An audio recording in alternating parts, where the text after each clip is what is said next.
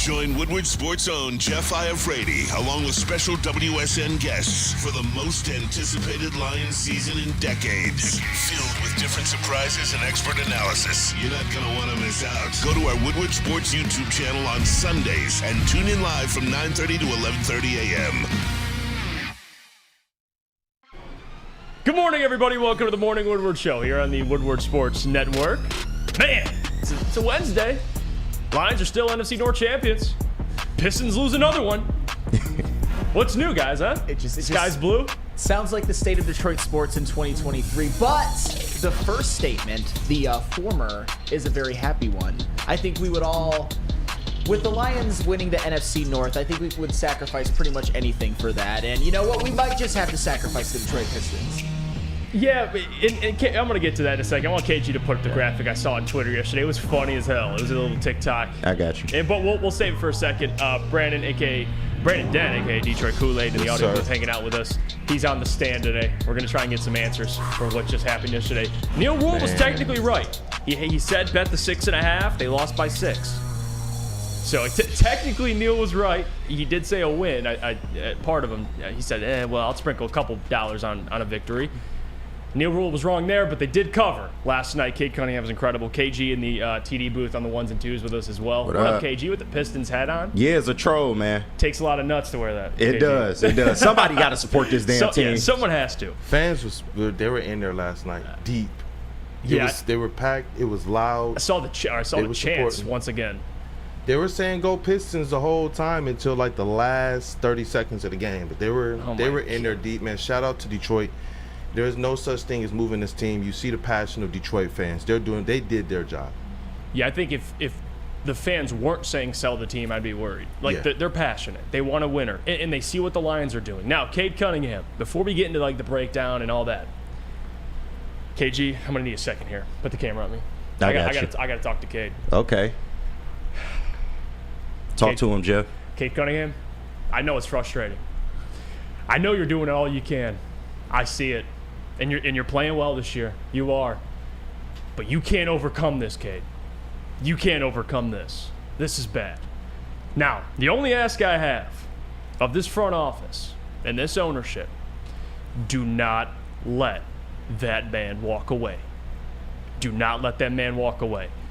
Even despite how disgusting this year has been and disgusting these last couple of years have been, that man, Cade Cunningham, is all you got.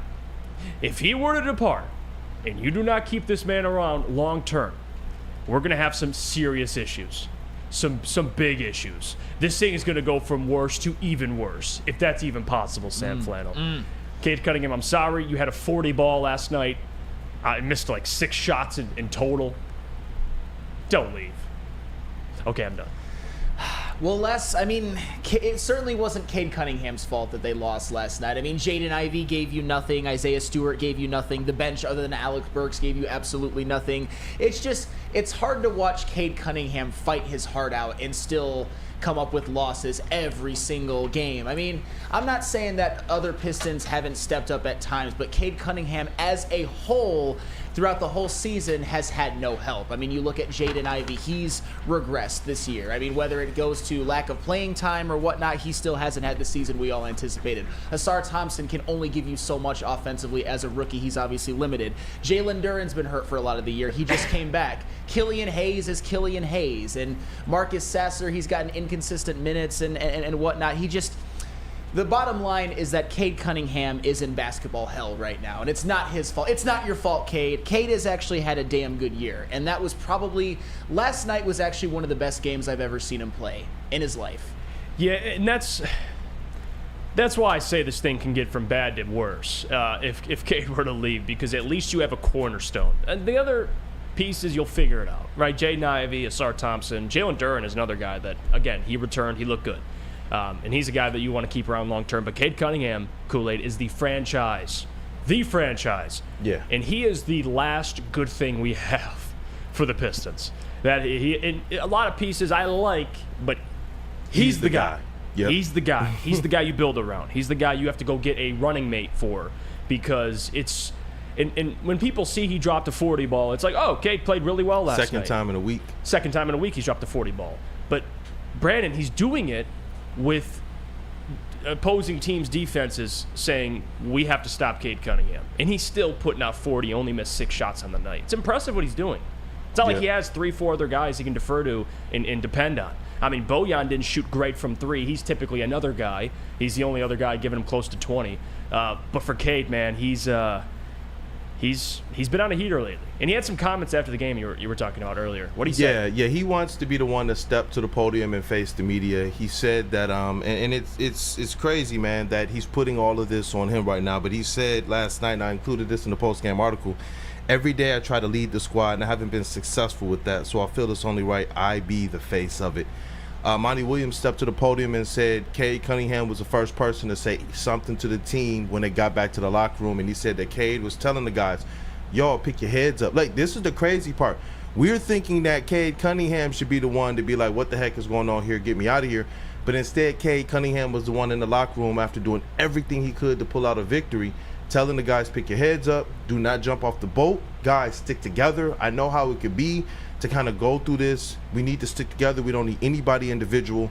And then he came out after that and faced the media and answered all of the questions. And he's been doing that a lot more lately. And this is after the man went out there and absolutely bawled his heart out. I mean, I think he had like at one point in time like 15 points in a row. He was hooping, bro. And it honestly, it's not as LeBron James's beginning of his career wasn't as bad as this record-wise, but in terms of trying to pull a team and will a team and all of the kind of wisecracks about what he was or wasn't doing for Cleveland and they're not making the playoffs and all of that, I kind of see some of the same reminiscence in Cade Cunningham going out there and balling, and it's different for him though because he's coming back from a season-ending injury, and he talked about it. He said there's nothing positive about this. But I'm telling these guys, I know what it felt like to not play last year, and to be able to be out here with these guys this year, I don't want to see nobody kind of moping around. And it's, I think it really speaks to a testament of the type of player and the type of leader that Cade Cunningham is. And I do believe he's going to be somebody that can eventually will this team to a couple wins. Obviously, it's not going to really make a difference this year, but man. And the comments of the night, man, there was this one comment that kind of blew up. I did not know what Alec Burks was doing. Shout out to him, beautiful family. I know they do stuff for the community. But that 3 towards the end of the game, I didn't know why anybody other than Cade took the shot. And Monty Williams said after the game that play was actually designed for Cade Cunningham to get a look in the corner, to get a 3. And that just was like, golly, boy, just another little dagger to the heart because Cade was on one yesterday. But yeah, nobody else on this team should be taking the last shot besides Cade, especially when he has 40 on 6 missed shots. And nobody could guard him. I mean, you look at the defense. You're talking about hedging doubles, hedging triple teams, bro, because they don't respect nobody else on this squad. Like, every pick and roll, there was another help defender that stepped up, and Cade Cunningham was still that man. And I know early in the season, I know in past seasons, people have wondered, is he that guy? Yes. There's not one single player you could drop on this team. You could swap Cade for any player in this league. They're not going to help this Pistons squad win too many games either. They're not. Like you said to start the show, the Pistons have to go and not just put some nice young players. They can't just go out there and put a decent NBA talent around them. This isn't the time for like, oh, let's get some vets that can help this team learn to win. They got to go get this man a co-star, not a co-NBA player, not a cold, kind of good player, not any more good young player. Go get this man a co-star or Cade. I don't want you to leave, but bro, go do what's best for you. Yeah, it's frustrating when the second leading scorer on this team is 34 years old and he can't stop a lick on defense. No. Like that's where they're at now. And the frustrating part, and Neil Rule and me were talking about it yesterday in the back, and he's like, they just got to cut the turnovers down. I'm like, absolutely. Between Cade and Ivy, it's been a problem. Last night, between those two, at least for turnovers, they only had 4 combined, and they still lost. Like that. I can't make this up, Sam. Yeah, but on the game where the turnovers are cut down, at least when it comes to Ivy, he shoots 3 of 12. Yeah, I mean, it's just, I mean, he's a young player, and I'm not gonna like crap on Ivy too much because he obviously was a guy that wasn't really as much in the rotation, wasn't starting at the beginning of the year, and I think we all disagreed with that. But whether it's he doesn't fit well with Monty Williams or for a myriad of reasons, his 3-point shooting is worse. By the way, it's under 30%. He is regressing a little bit, at least in his play, at least in his results. I still think he can be a good player, but It's Cade or bust right now. I didn't think it would be that way this season or even moving forward, but it's Cade or bust. He's all you got. Some of these comments coming in. Shout out to Rack as well. Hooked us up with donuts yesterday. He's a real one. Appreciate you. He comments, Cade is Iserman. He just needs his fetter off. He needs, and that's a great comparison. Jerry says Duran is the second most important player on the team right now. Wheezy D says, I'm sorry, Tom Gores. You got to eat that contract. Monty Williams is horrible. I was neutral about the signing anyway. Product of CP3. Wow, that's aggressive. Product of CP3. He definitely helped. I'm not saying that's 100% true, but I mean, they were already improving a little bit, especially in the bubble with Monty Williams and Devin Booker. But what really took them over the top was Chris Paul going there and having one of the best seasons of his life in conjunction with Devin Booker. I mean, I'm not saying Monty Williams had nothing to do with that. I'm just saying a couple years later, the Suns decided that he wasn't that coach for that team. Good coaches have good players. Yes. That's what the NBA has shown. Absolutely. No question. And sometimes, man, like I think, I've had this take for a while now, and I believe it. I think coaching in the NBA is most important situationally. Mm-hmm. Like, I think for the most part, if we're giving credit to coaches versus players, I think majority of it goes to players. Sure. But at the same time, coaching matters situationally. It matters in the playoffs. Like, that's kind of how I believe. Yes, Monty Williams is to blame, but at the end of the day, there's a reason why when he got CP3, it helped. You know what I mean? That's why it's not like the NFL where Ben Johnson and these great coordinators. It's really a lot of it. The success is up to those guys because they can scheme something to have success. The NBA is a little different. All right, let's go to break. When we come back, we'll get to our takeaways. We weren't able to yesterday because we had Broder and we took phone calls. It was a lot of fun yesterday. Got to speak to the people about winning the NFC North, the Lions, that is. Now we're going to spend today going into our takeaways, talking about the storylines of the game. Jamison Williams, Amon-Ra St. Brown, Ifitu Melifonwu, C.J. Gardner-Johnson coming back, James Houston, all that and more. And then we'll see. We'll see how long this Jamison Williams talk is because I can't wait to get into it. It's going to be exciting. Stick around for that. We'll go around the NFL as well in the second hour, recap some of the games. Cowboys losing to the Dolphins, Eagles win close over the Giants, and, of course, the blowout win for the Ravens over the 49ers. And the 49ers, of course, they get Sebastian Joseph Day, who was on waivers, who I wanted in Detroit. 49ers claimed him, huh? Rich get richer. All right, got to tell you about our friends over at Hamlin Pub, though, really quickly. Have you ever wanted to be at a bar where you're known as a regular? We have just a place for you. Head to one of Hamlin Pub's 7 locations and experience where everyone is a regular. It fits, because if the Pistons are on, you're at Hamlin Pub, you can keep drinking. It's a lot of fun. Hamlin Pub is the place, half-off pizza on a Thursday, game day specials. Visit a location today and experience your new favorite pub for all things sports. Since the dawn of moving people, Chevrolet has led the way. The world of transportation is changing. At Feldman Chevrolet, we are leading the charge forward. With every electric vehicle, every mile traveled, one Feldman at a time. The company that puts more Chevys on Michigan roads is now the #1 name for Chevy electric vehicles. Have you ever wondered where all the finest restaurants get their steaks? It's Fairway Packing Company, providing Michigan restaurants, hotels, and casinos with prime beef for over 60 years. But now you can buy these cuts of meat for yourself at the Steak Shop by Fairway Packing Company. Prime porterhouse, A5 Japanese New York strip steak, dry aged Wagyu beef tomahawk.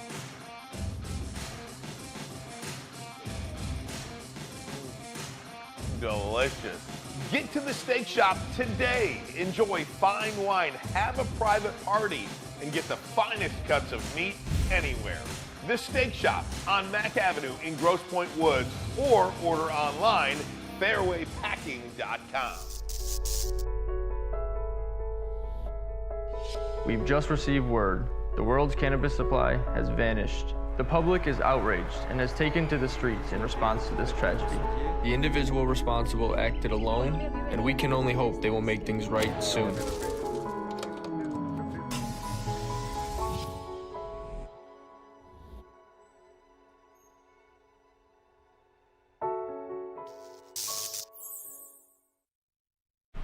Join Woodward Sports and Long Drink live every home game for the official Lions VIP tailgate party. It's at Eastern Market and Shed number 5, and it is always a bash, starting at 9:30 a.m. until game time. The official Lions tailgate is back and better than ever. How would you like to pregame with Woodward Sports and be treated like a VIP? Food, beverages, and entertainment all included. Get your tickets online today at bullseyeeventgroup.com or win some from Woodward Sports today. Just subscribe to our YouTube, follow us on IG, and direct message Lions VIP. We're back. It's the Morning Woodward Show here on the Woodward Sports Network, getting into some of our Detroit Lions versus the Minnesota Vikings takeaways. We weren't able to do it yesterday. Some of the things we took away from the game, some things that impressed us, maybe some things that concerned us. I don't think there'll be much, though. Sam Flannel, I'll go first here. I think the number one thing for me, and I wanted to bring this up yesterday, and it has to be, for most people, the number one takeaway, at least offensively, that offensive line. They went to work again on Sunday. They did. They went to work. And the thing that impresses me the most is the consistency. Once again, Jahmyr Gibbs. And Jahmyr Gibbs is an incredible player. I'm not taking the credit away from what he does as an individual. He's skilled as hell. I get that. But this is a team that, coming into the matchup, what do we talk about? They actually have a better run defense than the Lions. So you'd think, okay, well, on paper, they should struggle running the football more so than the Vikings. Sam Flannel, that was not the case at all. The Vikings as a team averaged 1.5 yards per carry. Is that bad? 1.5 yards per carry. The Lions as a team averaged 4 yards per carry, meaning basically a first down every 2 carries.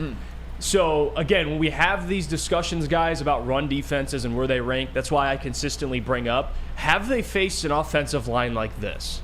It's the statement I make, a question I have every single week. I ask that. I ask that on Woodward Nights. And I think it kind of comes to fruition. We saw it in Chicago against that defensive line. One of the best run defenses. They allow the fewest yards per carry. What did they do? They ran all over Chicago until they had to bail on it because they were down. So this offensive line, Jared Goff was sacked once. He was clean in the pocket. He barely got pressured. There was a play where he couldn't find anybody late in the game, and he was sitting in the pocket for like 9 seconds, just sitting back there, scanning the field, going through his progressions. He wasn't able to find anybody, but still, the fact that Jared had all the time in the world and they're able to run the ball efficiently was the biggest takeaway. Because when we talk about postseason success and we talk about matching up with some of these teams, the 49ers, the Eagles, the Dallas Cowboys, what do all three of those teams have that I would say they do better than the Detroit Lions? Defensive line. Absolutely. Their pass rush. 49ers, and they just added another guy, Sebastian Joseph Day. The 49ers, terrible secondary. They can rush the passer. Sam, what's keeping the Lions from scoring points against these teams would be if they get after Jared Goff. Well, guess what? It's going to be hard to do that with how this offensive line's playing. And if they could stay healthy, this offensive line could be the reason you win a playoff game or 2. Or, dare I say, 3. We'll see. But this offensive line is my biggest takeaway. I think it's playing right now like the best offensive line in the league. I think it's playing better than the Eagles at this point. Now we'll see how the Eagles respond. But they have the best offensive line in football, and it's paying off for them offensively. They absolutely I mean, Danielle Hunter, you didn't hear a thing about him. They put him in a coffin and sent him away. Yeah, absolutely they did. You barely heard his name. I'm thinking at the end of the game, I go, I didn't even hear Danielle Hunter's name all game. You didn't hear his name, and he's a Defensive Player of the Year candidate. Yeah, not anymore. Not anymore. That's fair. That's facts. Not anymore. Took him right out of the race. Yes. You didn't hear Danielle Hunter's name. The only time you heard DJ Wanham's name was when he went out with an injury later in the game. Prayers up for him, by the way. Hope for a clean bill of health. But still, it was a Minnesota Vikings defense that coming into the game was playing well and on a heater and had improved drastically from the year before, and the Lions just basically served them up with a dominant offensive performance in a lot of ways. And you mentioned the offensive line. I think if this Lions offensive line can... I don't know if I'm quite ready to go here just quite yet. I think it could go a long way in doing it if they were to go into Dallas and beat the Cowboys and then have a deep playoff run. But this Lions offensive line, I don't even know if it's just this year great. To me, it's one of the best offensive lines I've ever seen when all is healthy. It reminds me a little bit of the prime mid-2000s Cowboys offensive lines, like 2016, where you had prime Zach Martin, prime Tyron Smith, and prime Travis Frederick, and they were opening up gaping holes for Ezekiel Elliott to win Rookie of the Year and for Dak Prescott to have a damn good rookie year. It reminds me of the last of last year's Eagles, with like Jason Kelsey and Lane Johnson and Landon Dickerson and Jordan Mailata and all that, how dominant they were last year and how dominant they've been over the past few years and how even good that they are this year. I think this Lions offensive line is even better than that, because we're talking about how well the Vikings defense was playing up to this game. You know what the Lions just served them up with? A 38-minute and 22-second to 21-minute and 38-second time of possession advantage. The Lions outrushed the Vikings 143-17. Is that good? That's absolutely that's unbelievable. dominant. And sometimes you really have to put it into perspective. They ran 77 plays. The Vikings ran 51. The Lions had 9 rushing first downs. The Vikings had 1. On 3rd and 4th down combined, the Lions were 8 of 14. The Vikings were 3 of 10. The Lions committed 1 turnover. The Vikings committed 4. And then even when you look at just the quarterbacks, Jared Goff, he played a very good, clean football game, completed 75% of his passes for a touchdown, and most importantly, 0 interceptions. How many did Nick Mullins throw? 4. That was one of the biggest differences in the game. And then when you want to look at individual players, Jahmyr Gibbs gave you 15 carries for 80 yards and 2 touchdowns over 5 yards per carry. Just kind of seems like another ho-hum Jahmyr Gibbs game with the way at least he's finished the year. David Montgomery gave you 17 for 55 and a touchdown, which isn't the best of games, but he did what he had to do. Ty Chandler for the Vikings gave you 8 for 17. Coming off a 100-plus yard game, by the way. I guess my point in all that is that this Lions offensive line, at some points during the game, I know that when they had a chance to close it out, the drive eventually stalled, and then the Vikings had a chance to go win it, and they didn't because Iffy had that interception. But there were times in the game, and I tweeted this, that this Lions offensive line and this offense, when it's fully humming, I don't know if there's any defense in the NFL that can stop it. It just looked like it was just inevitable. And the Minnesota Vikings, especially after the Lions took that 30-21 lead, just looked absolutely demoralized. And I wouldn't put it past them to do that even to the Cowboys, 49ers, or Eagles. I'm not saying that it's definitely going to happen, but I think they're capable of it. And I know we're going to look more ahead later on in the week, but I get it. The Lions have already clinched the division. They've already clinched a spectacular season. But I'm curious to see how this offensive line looks going up against the Cowboys. Me too. If they can demoralize that team, because as great as the Lions offense and offensive line has played this year, and this isn't a knock, this is just a fact, they have managed so far to avoid on the schedule the 3 best teams in the conference other than the Lions. But you can't avoid them this week, so I think it's going to be a big litmus test. But the Vikings was a bit of a litmus test because their defense had been playing well, and at least offensively they passed it with flying colors. You couldn't have asked for anything more. No, you couldn't have. And to your point about their drives, the time of possession, they had multiple drives of 6+ minutes, just milking the clock. It was so methodical. Like, if I were a Vikings fan, if I were Daniil Hunter, for example, I would just feel so demoralized and frustrated. Yeah. Because it was like a slow death. Yeah, it was. It was like a frog being boiled in a pot, or whatever that old saying goes. But that's what it was.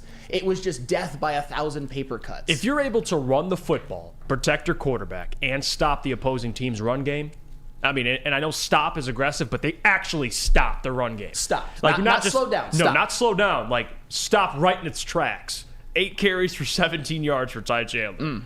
Just said, no, buddy, you got to go the other way. You're not coming this way.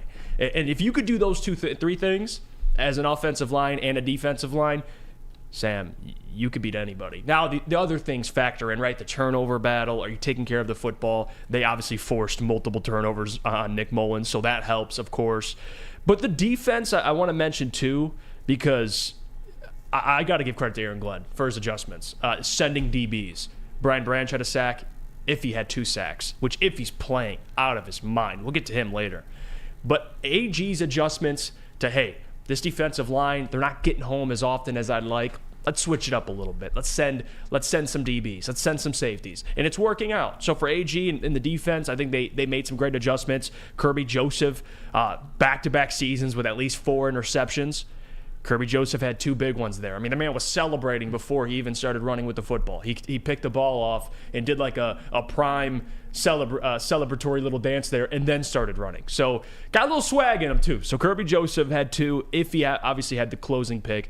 Brian Branch had a pick, but he had one earlier that could have been a pick 6 in the red zone. He kind of messed up there. But I think the defense, they responded because like I say about this defense often, they're going to give up a ton of yards. Like the 400 passing yards, yeah, Justin Jefferson's incredible. But Sam, can you take the football away?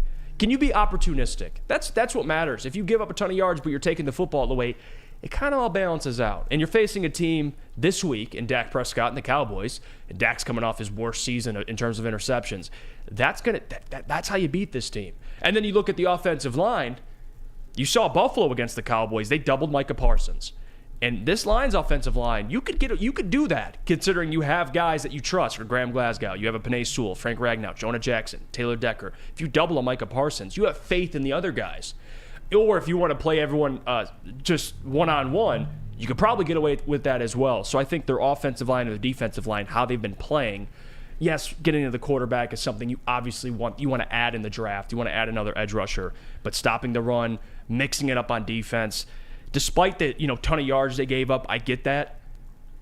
They're heating up at the right time. And I know the Dallas Cowboys are favored by 6.5, and the Lions, the money line's like plus 220. I think they're disrespecting the Lions. I think the Lions can match up with the Cowboys. I do. Even though they're a much different team at home, I do think they match up well with them. They're going to run the football, and the Cowboys have shown they're prone to it. They can't stop the run, which could be a problem this Saturday. Big problem. At least at times they can't stop the run. And there aren't a lot of teams in the NFL. I'd say that there are no teams in the NFL that run the ball with their running backs better than the Detroit Lions, because the only team in the NFL that has more rushing yards per game than the Lions is the Baltimore Ravens, and they have some quarterback by the name of Lamar Jackson. So when it comes to running backs running the ball behind their offensive line, nobody does it better than the Lions, and the Cowboys have shown that they have been vulnerable at times to that, even to the Buffalo Bills, who got gashed on the ground by James Cook. And I'm not saying James Cook is any slouch or anything like that. I'm just saying that Bills offensive line and running game versus Lions offensive line and running game, I'll take the Lions 100 times out of 100. The reality is that even though the score was a little close and they got a little dicey at the end, thank you Ife Melifonwu, by the way, and thank you Nick Mullins for being Nick Mullins and not Kirk Cousins. Thank you for all that. It was still, in a lot of ways, it was a 6-point win on the road, and you needed that to clinch the division that day. And in a lot of ways, it was dominant. I gave you the offensive stats and the time of possession and the running and the turnovers and all that. And those are indicative of a dominating performance. And I also have to shout out one time before we move on to the next segment.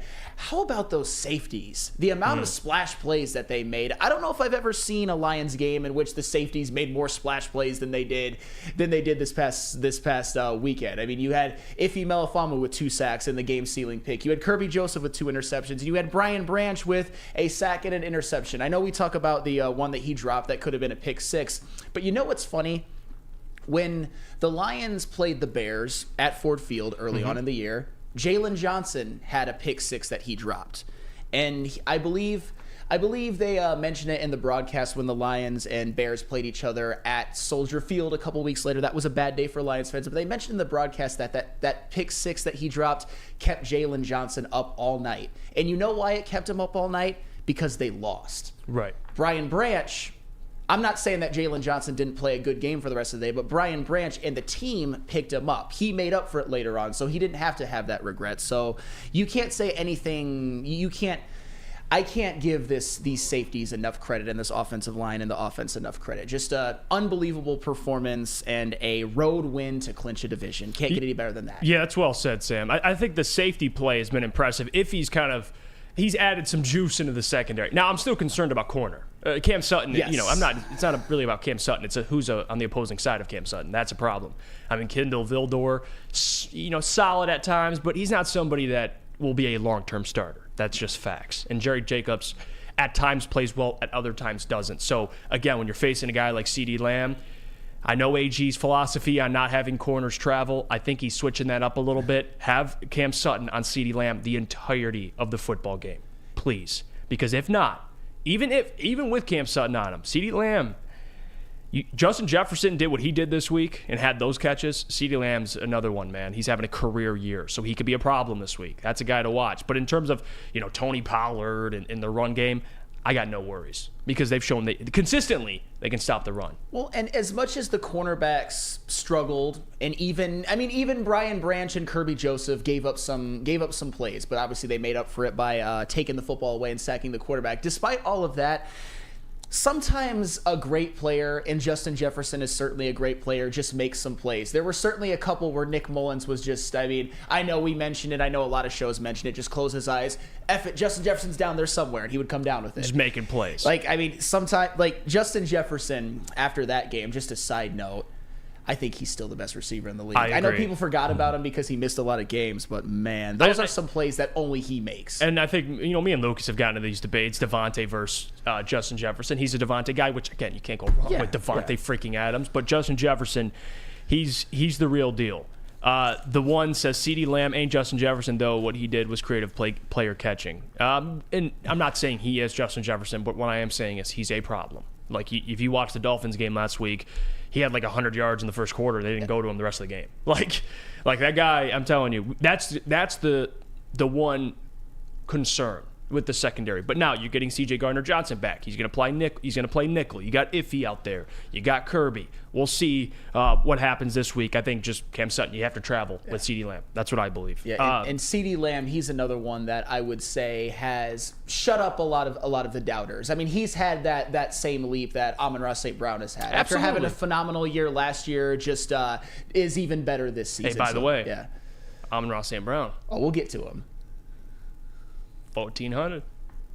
Someone called that. I don't know who it was, though. He's Italian. Works 8 a.m. to 10 a.m. Monday through Friday mornings. I'm certainly not Italian, so we all know this here. All right, let's go to break. When we come back, we'll talk about the return of James Houston and C.J. Gardner-Johnson, the impact those guys are going to have upon returning, and just this defense in general. You confident this defense can hold up to win a playoff game, depending on who they face? Hell, they could get the 1 seed. You could have a bye week. We'll see, and we'll talk about that when we come back. But first, got to hear about our friends from Premier Pet. Premier Pet, yes. My favorite place to shop for my golden retriever, Jake, and my orange cat, Milo. Jake and Milo? Yes, they had a great Christmas. Thanks to Premier Pet. Got all of them gifts. And I even got my in-laws' dog, Vinny, a nice present as well. Yes, Vincenzo. But yes, give your pet the best like I give my pet the best, and Premier Pet certainly let that happen. Premier Pet Supply is hands down Michigan's best pet store. Same prices and all the conveniences of the online and big box retailers, with one major difference. Family and locally owned and operated for 30 plus years. Over 60 brands of food with nutrition experts to help you. Same day, local, curbside, and home delivery. Premier Pet Supply, give your pet the best. Visit their website at premierpetsupply.com. Calling all landscapers. This is Darren McCarty. I'm at Outdoor Equipment Co. How would you like to landscape like a legend? How about a bad boy zero turn? And even a chainsaw.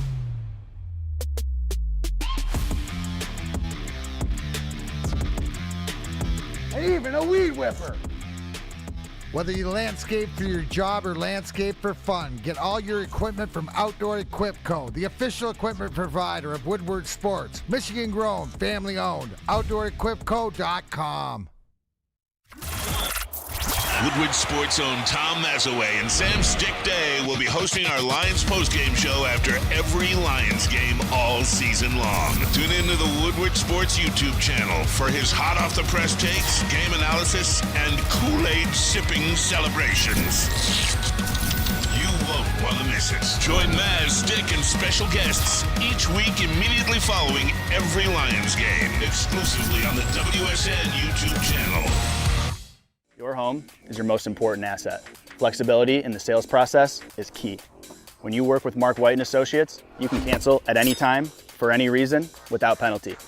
Speaking of flexibility, check this out. Who you work with matters. Hire the best broker in the game.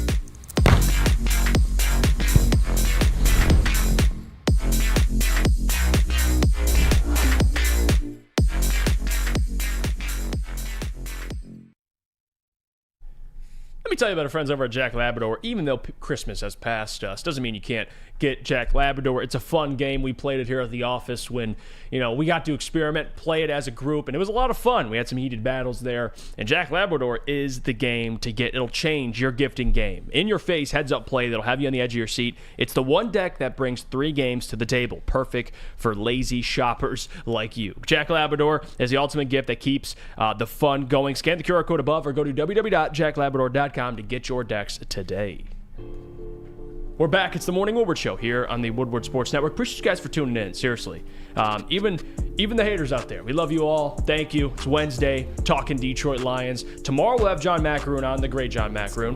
And then we'll see. Friday we'll potentially have Micro Mike. I'm going to hit him up and see if he can preview the Dallas game with us. So some great guests coming on the rest of the week. We'll start previewing Michigan starting tomorrow. Let's go. Maybe we'll squeeze in a little bit today. We'll see. I can't wait for that as well. Sam Flynn, I know you're excited. Alabama, Nick Saban. Are you shaking? Oh, I'm shaking for excitement. Okay. It's gonna be, all right. sure. Let's make sure it wasn't for fear. It's going to be a hell of a football weekend. My It goodness. is. Yeah. That Tuesday after, it's going to either be... I don't know what Sam I'm going to get.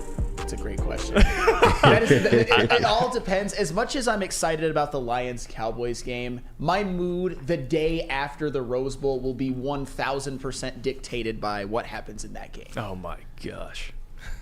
I don't know if I want him to lose or want him to win. Like, I don't know what kind of Sam I'm getting. I kind of like the angry Sam, but also I want the excited Sam. Yeah, I want because to I'm your see friend. Pure exuberant Sam. I don't know if I've ever seen that. Yeah. Like, I just want to see that one time. We've seen him on the other side.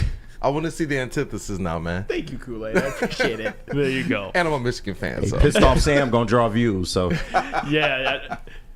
Telling people to go to hell. it's a win-win. So Weezy D says, yikes, Dallas Turner breakout game. Oh, gosh. Don't get into the breakout game, Weezy D. He's not ready. We'll talk about that tomorrow. We'll see what Sam thinks about that. Freddie, shout out to Freddie, by the way. Much love to you, Freddie. He says, Jeff, nobody's scared of Bama. Stop, LMAO. See, Freddie's got your back. It's not like the elite Bama teams, but they earned their way into the college football playoff just like Michigan did. Okay. I think it's going to be a very fine matchup. They want this Sam. What the fuck? Yeah, I think everyone wants that, Sam. No doubt about it. Speak Easy chiming in. Love you, Easy. He says Branch gets benched. GJ takes over the nickel. He also says if anyone moves outside, it'll be Iffy or Branch for sure, though. Yeah, and that's a great segue, Easy, because if their strength is at the safety spot, and you got Kirby, Iffy now, who you can't take off the field. He's not coming off. Yep. Brian Branch, who is hard to take him off. And then you got C.J. Gardner-Johnson coming back, which he's a guaranteed spot. He's playing. You signed him for a reason. So how they figure that out is probably a whole nother storyline. Do you move Branch to outside corner? I mean, he's played safety. He's in the nickel. Is he playing outside corner? I don't know what AG does there. Maybe Iffy, he played corner at Syracuse. Maybe he can play corner as well. I don't know. But also, I like Iffy at safety, though. Yeah. Because the way they use him rushing the quarterback with his size, 6'3". So I like Iffy at safety. So that's going to be interesting. But I do want to bring this up. And this was yesterday. Dan spoke about it. James Houston will be returning. He's back to practice this week, which how I define that, Sam, is he'll play next week. Because they did this with C.J. Gardner-Johnson where he returned to practice last week. He sat out. Now he's back this week, and he's expected to play. I think that's going to be the same thing with James Houston. But you're getting two very impactful players defensively back at the right time. James Houston, I've been consistent with this. I don't think he'll come back and just save this entire pass rush, but he'll definitely help. It's going to take some games for him to get his legs back under him, get back into football shape a little bit. He's been injured for most of the year, got injured on special teams. Please, no more special teams for James Houston. No more. You need him on the field. I think he'll help.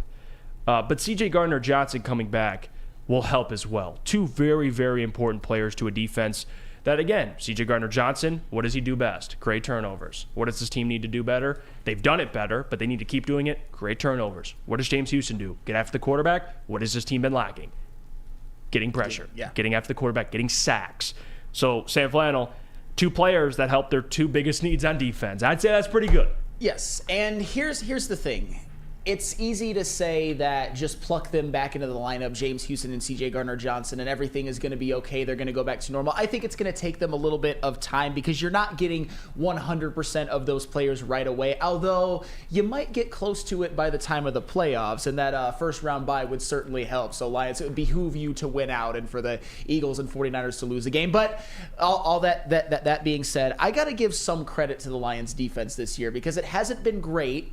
They've certainly had their moments, but I always like to point out, and this isn't an excuse, this is a reason. I'll just say it. James Houston, C.J. Gardner-Johnson, and Emmanuel Mosley have basically missed the whole year. I get that C.J. Gardner-Johnson played true. the first 2 games. James Houston played a game and a half. Emmanuel Mosley played like a couple snaps, but they basically missed the whole season. And those were guys you expected to be major contributors. And then even Aleem McNeil has missed the last 3, and he's obviously been one of your best That's another defensive one. players. Aleem expects to come back soon. That's another one. So if you can get those guys back, I mean, you're not going to get Emmanuel Mosley, but the other 3 back and in the fold, maybe by the Minnesota Vikings game or maybe by the first playoff game, it would absolutely help, because despite all of that, here's the thing about this Lions defense.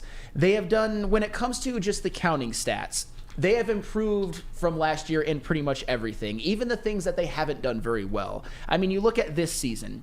Let's look at last year.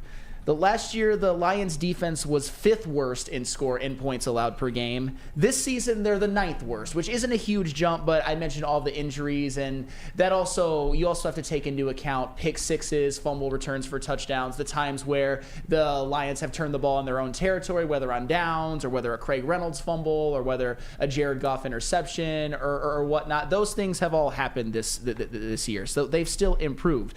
When you look at the passing defense, another thing that they haven't done super well this year. Last season they were 3rd worst. This season they're 10th worst, which is a leap. Incremental. And I've told you about like the secondary like misses that they've had with C.J. Gardner-Johnson and Emmanuel Mosley in terms of the missing games. Although Ife Melifonwu the last couple games has started to make up for it.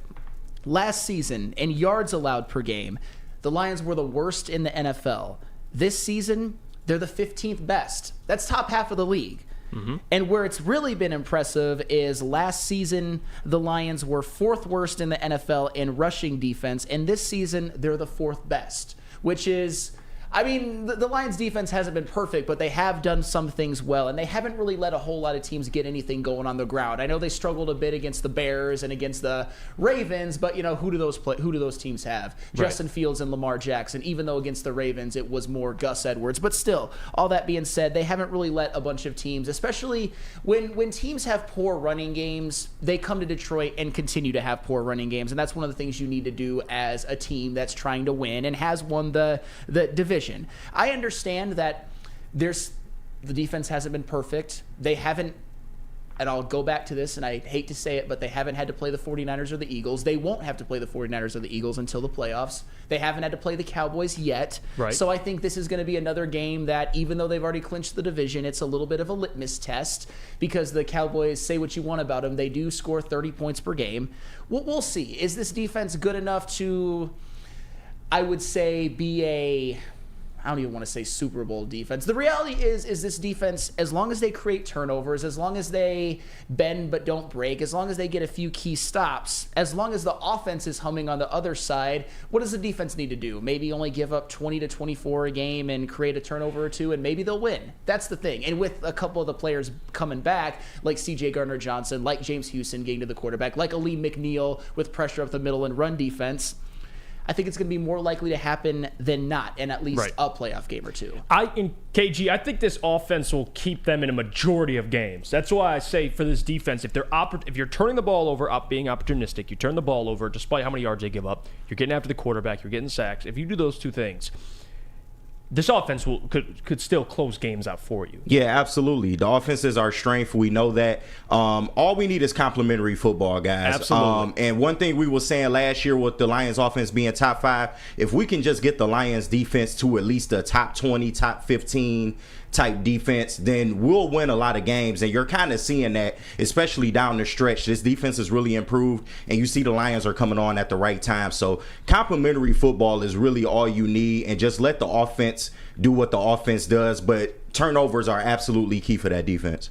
Yeah, I think it's a different league. I mean, it used to be defense wins championships. I think in today's NFL, it's top quarterbacks and offenses win championships. It's kind of how it works. Now you need a decent to good defense. I'm not saying you can survive with a terrible defense, but it's not like the teams that have won a Super Bowl in recent history have had the best defense in the NFL by far. Like typically, as long as you're floating around the 10 to 15 range and you have a great offense and a great quarterback, you could stay afloat. We've seen that. I mean, you see it with Mahomes. Now the defense for the Chiefs look great this year, but look, they can't figure it out offensively. Yeah, it's funny how it works. You know what I mean? So that stuff matters. The Ravens, their defense is incredible. The 49ers, their defense is incredible, but check their offensive numbers. Like that does matter. Even though Lamar doesn't have 30-plus touchdown passes, it's Lamar freaking Jackson, and he's a game changer, so that matters. So let's go to break here. When we come back, I do want to get into Ifitu Melifonwu and just some of the things he's been able to do this past game, because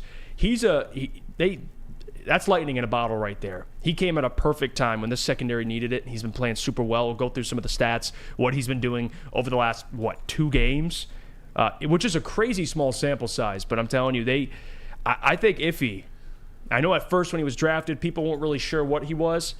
Yeah, he's a part of this core. And I think that's very I think everyone should know that at this point. We'll talk about him. We'll talk about Jameson Williams when we come back. I do want to get into him as well because we weren't able to yesterday, and J-Mo looked pretty good out there. Last 2 weeks, buying that J-Mo stock. I'm holding on to it. I'm not selling it, Sam. No, you shouldn't sell it. I'm going to sell it one day and become a millionaire. But until then, we'll talk about him in a little bit here. But before we do that, I got to tell you about our friends over at Planet Fitness.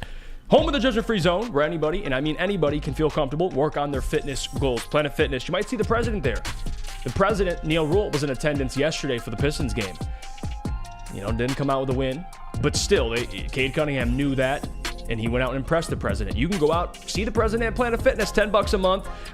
No commitment necessary. No matter where you are, there's a Planet Fitness close by, more than 50 in Metro Detroit, thousands more throughout the world. We'll see you guys right after the break. Come to Lady Jane's for an award-winning haircut experience and register for a once-in-a-lifetime opportunity to win an all-expenses-paid suite for the 2024 NCAA tournament for you and 5 of your best buds. Lady Jane's open 7 days a week. Walk in anytime. It's wicked awesome. Brace yourselves, Detroit. As the sun begins to set, 2 of Woodward Sports' brightest young stars will be taking the mic for a brand new show. Woodward Nights with Spooner and Broder. The dog days in Detroit are over, and the boys are unleashed. Join in on the banter and hop on the bandwagon of the #1 night show on the internet. Tune in to the Woodward Sports YouTube channel every weeknight from 8 to 10 p.m. Woodward Nights with Spooner and Broder.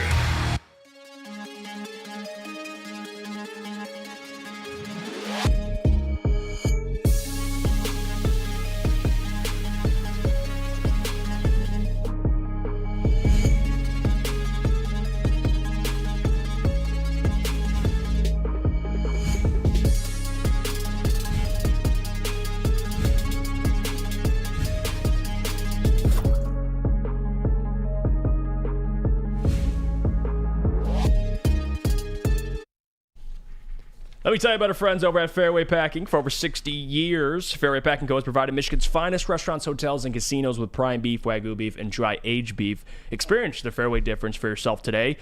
Visit the steak shop in Grosse Pointe Woods for grab-and-go steaks, or you can order online at fairwaypacking.com.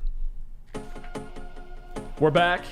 It's the Morning Woodward Show here on the Woodward Sports Network, talking Detroit Lions. We're going to get into Jameson Williams and a little bit more iffy talk. I saw a comment here. Kind of talk, and I want to read it here because just so we get some, so I can respond to it. Rockdown Podcast Network says, you might want to check the stats. Offenses win championships, but it's not done without a top 10 defense, more like top 8. Well, this is the era of the offense, of offenses and quarterbacks. This is just how it is. And I went to this article here, and 5 of the 6 last winners had a top 5 offense. The Eagles in 2017, 3rd. 2018, Patriots, 4th. 2019, the Chiefs, 5th. Bucks, 3rd in 2020. And then the Chiefs in 2022, 1st. The only team not in the top 5 for the 2020 Rams, their offense, 7th, was still ranked above 8 spots above their defense. So, again, the Rams had a 15th ranked defense when they won with the Rams? Guys, it's the era of offenses and quarterback play. Yeah. And there's the data to back it up. So I get it. I know it's ingrained in our head, defenses win championships. It helps, but no. It's the era of offenses and quarterback play. Let's get into Jameson Williams for a second here, because I think it's worth discussing.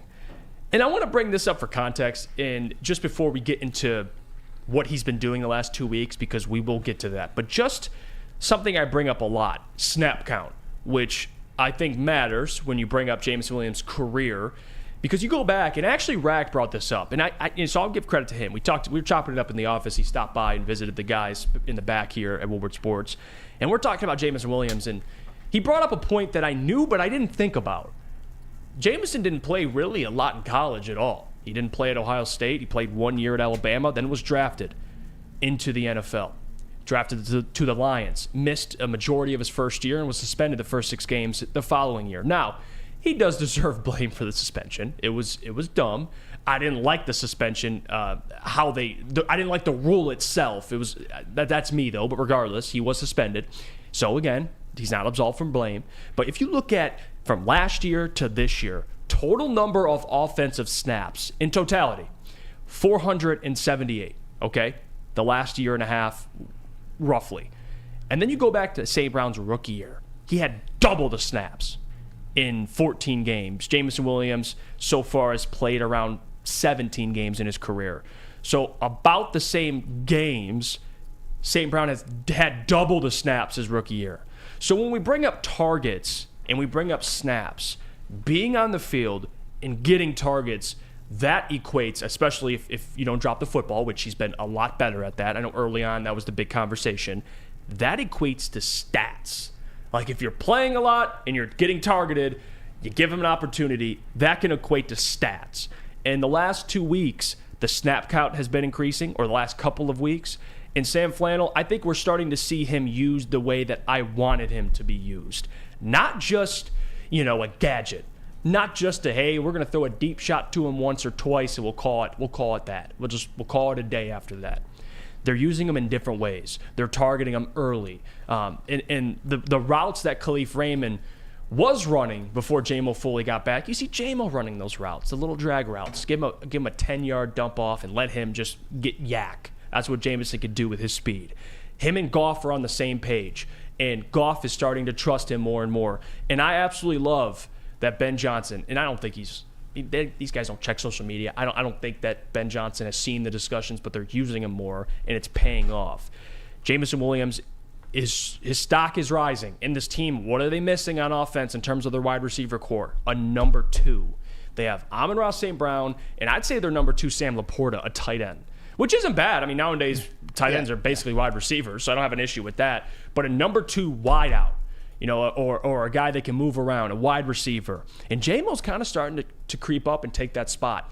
You look at the last 2 games for J-Mo, and it started really 2 games ago when you started looking at the success he's had when he led the team where he was tied with St. Brown at halftime in targets. But you go back to Denver, he had 7 targets, 4 catches, 47 yards. Okay, good game, solid. Then you look at this last game, 6 targets, 5 catches, 43 yards.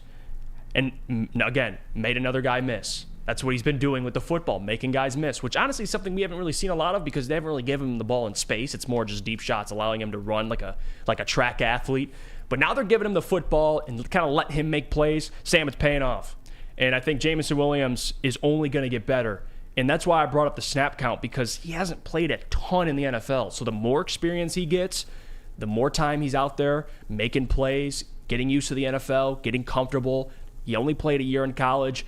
I think all the experience helps him, and he's gaining more of that. And he's heating up at the right time, right before the postseason.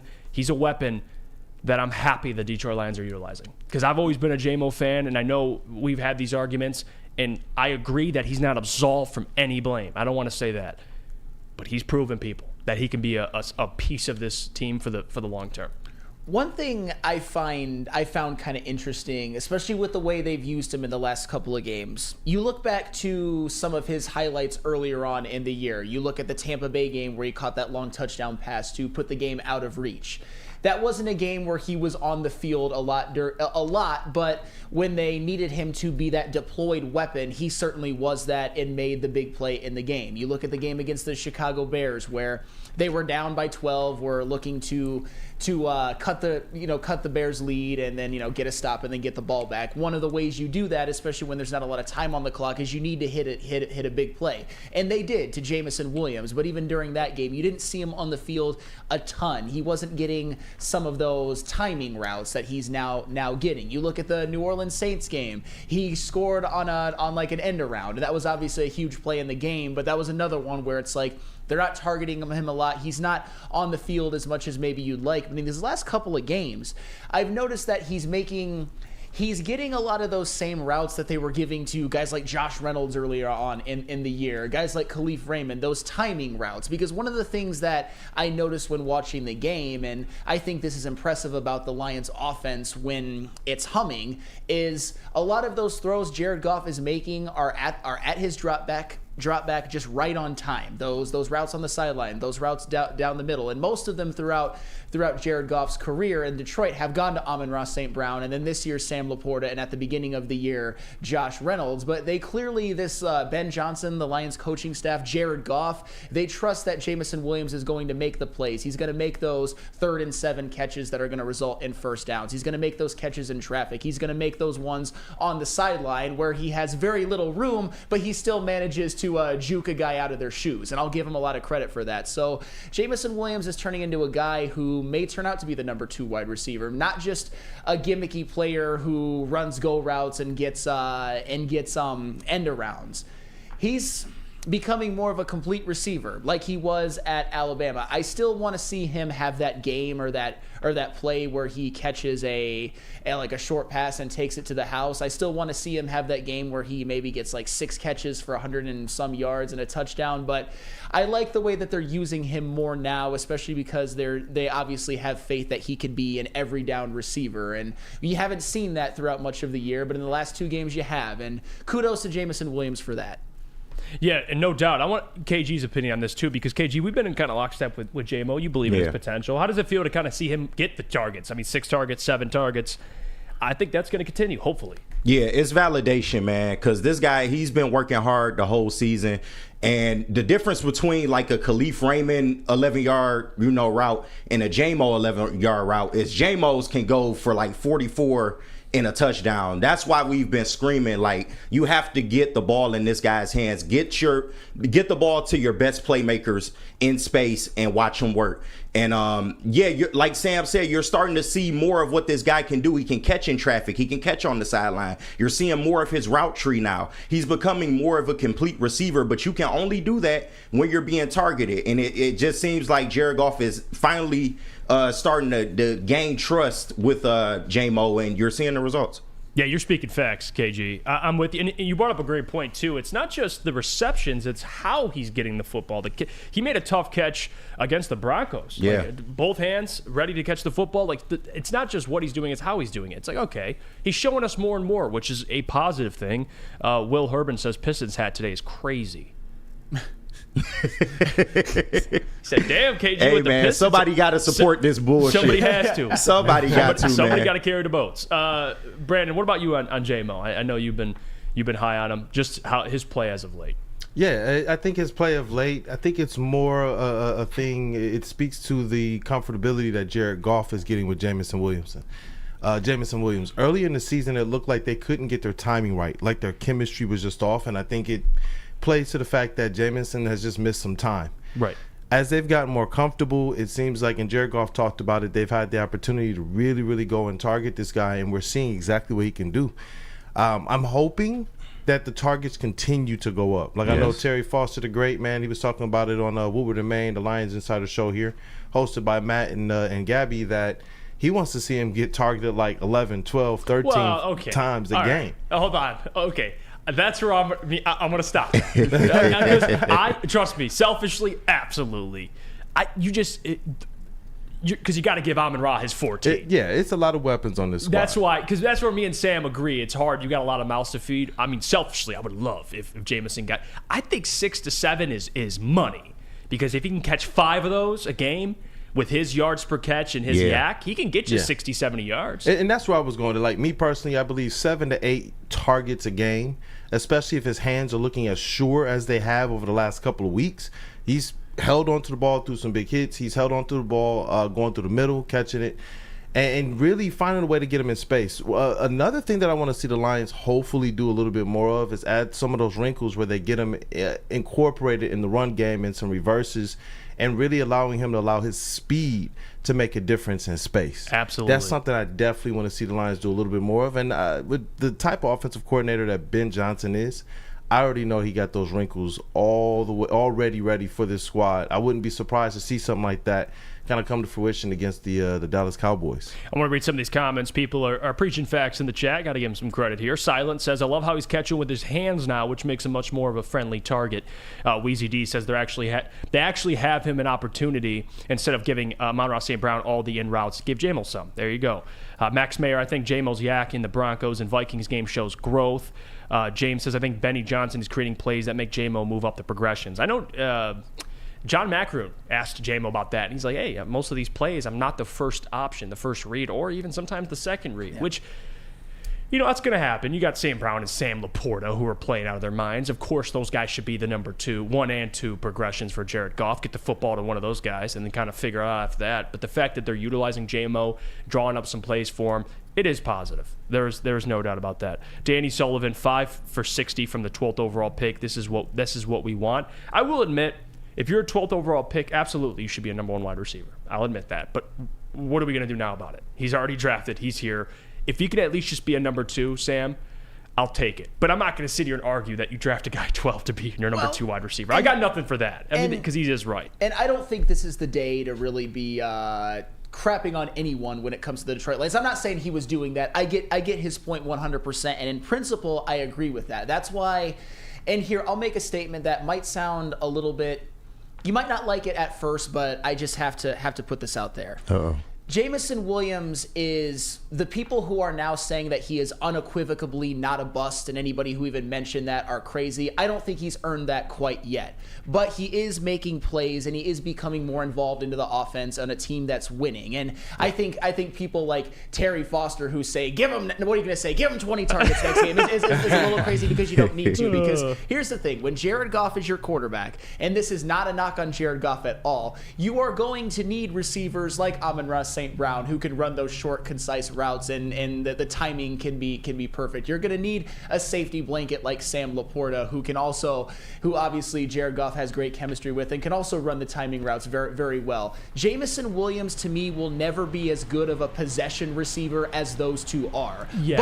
But if Jameson Williams can maybe make a game-breaking play or two a game, along with being a capable possession receiver, which he is showing in these last 2 games, that is where Jameson Williams hits his ceiling. But I will always say, as long as the Lions are winning and their offense looks like it's humming, I'm not going to complain because I'm not going to be that person that does that. And I'm just saying, if we're doing 60 yards a game, you know what that equates to over a 17-game season? 1,000. 1,000. Nice. So, although I agree that if you draft a guy that high, you expect him to eventually take over as the number 1, but you also have a St. Brown, who's a top 7 wide receiver. You just happen to find in the 4th round. So, yeah, that is one thing. But still, I'll take 1,000 yards from my number 2 wide receiver if he can give me 60 a game. If he has an 1,000-yard season, I mean, that's what more can. If he has multiple 1,000-yard seasons, that would be spectacular. Now, this is a great point, and I'm not saying that J-Mo's this player, but when you think of number 2, Max Mayer says Waddle's a number 2, and he was drafted higher than J-Mo.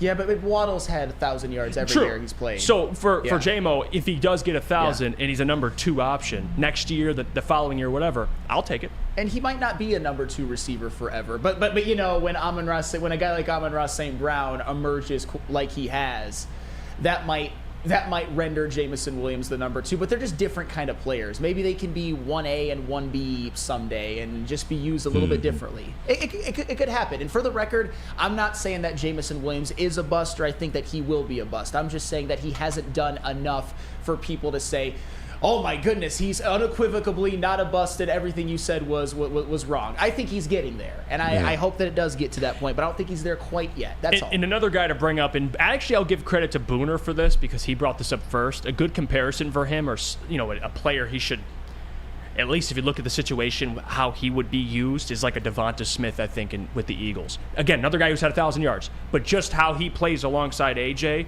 he's skinny. He could be a guy that in games could take over games. In some games, he's quiet. AJ Brown's the number 1. That's what J-Mo should strive for, is the Waddles, the Devonta Smiths. 2 guys that were drafted high, and they're still really good players, but they're number 2s alongside a great wide receiver, which I think St. Brown is. Yeah. He's in that echelon. Oh, J-Mo becomes Devonta Smith and like bravo. Give me 1,000 a year. And he's more explosive than Devontae Smith. Yes. Who is also very explosive himself. Who won a Heisman at LSU. But Jamison Williams, he's like got that 1% speed, more than like higher than 1%. You know what I'm saying? It's a good problem to have, though. Yeah. You know, the thing that this conversation to me really screams is that they have a wealth of riches on the offensive side of the ball, man. And that's an awesome thing. I mean, they got 2 really good running backs. They have a lot of good targets for Jared Goff out there. And to me, I don't believe that it's just Jamison Williams isn't getting the targets just because he's not ready. I think it's because of all of the other players that you guys mentioned, and obviously the chemistry with the tight end. They knew that Sam Laporta was more of a wide receiver type of tight end when they drafted him coming in.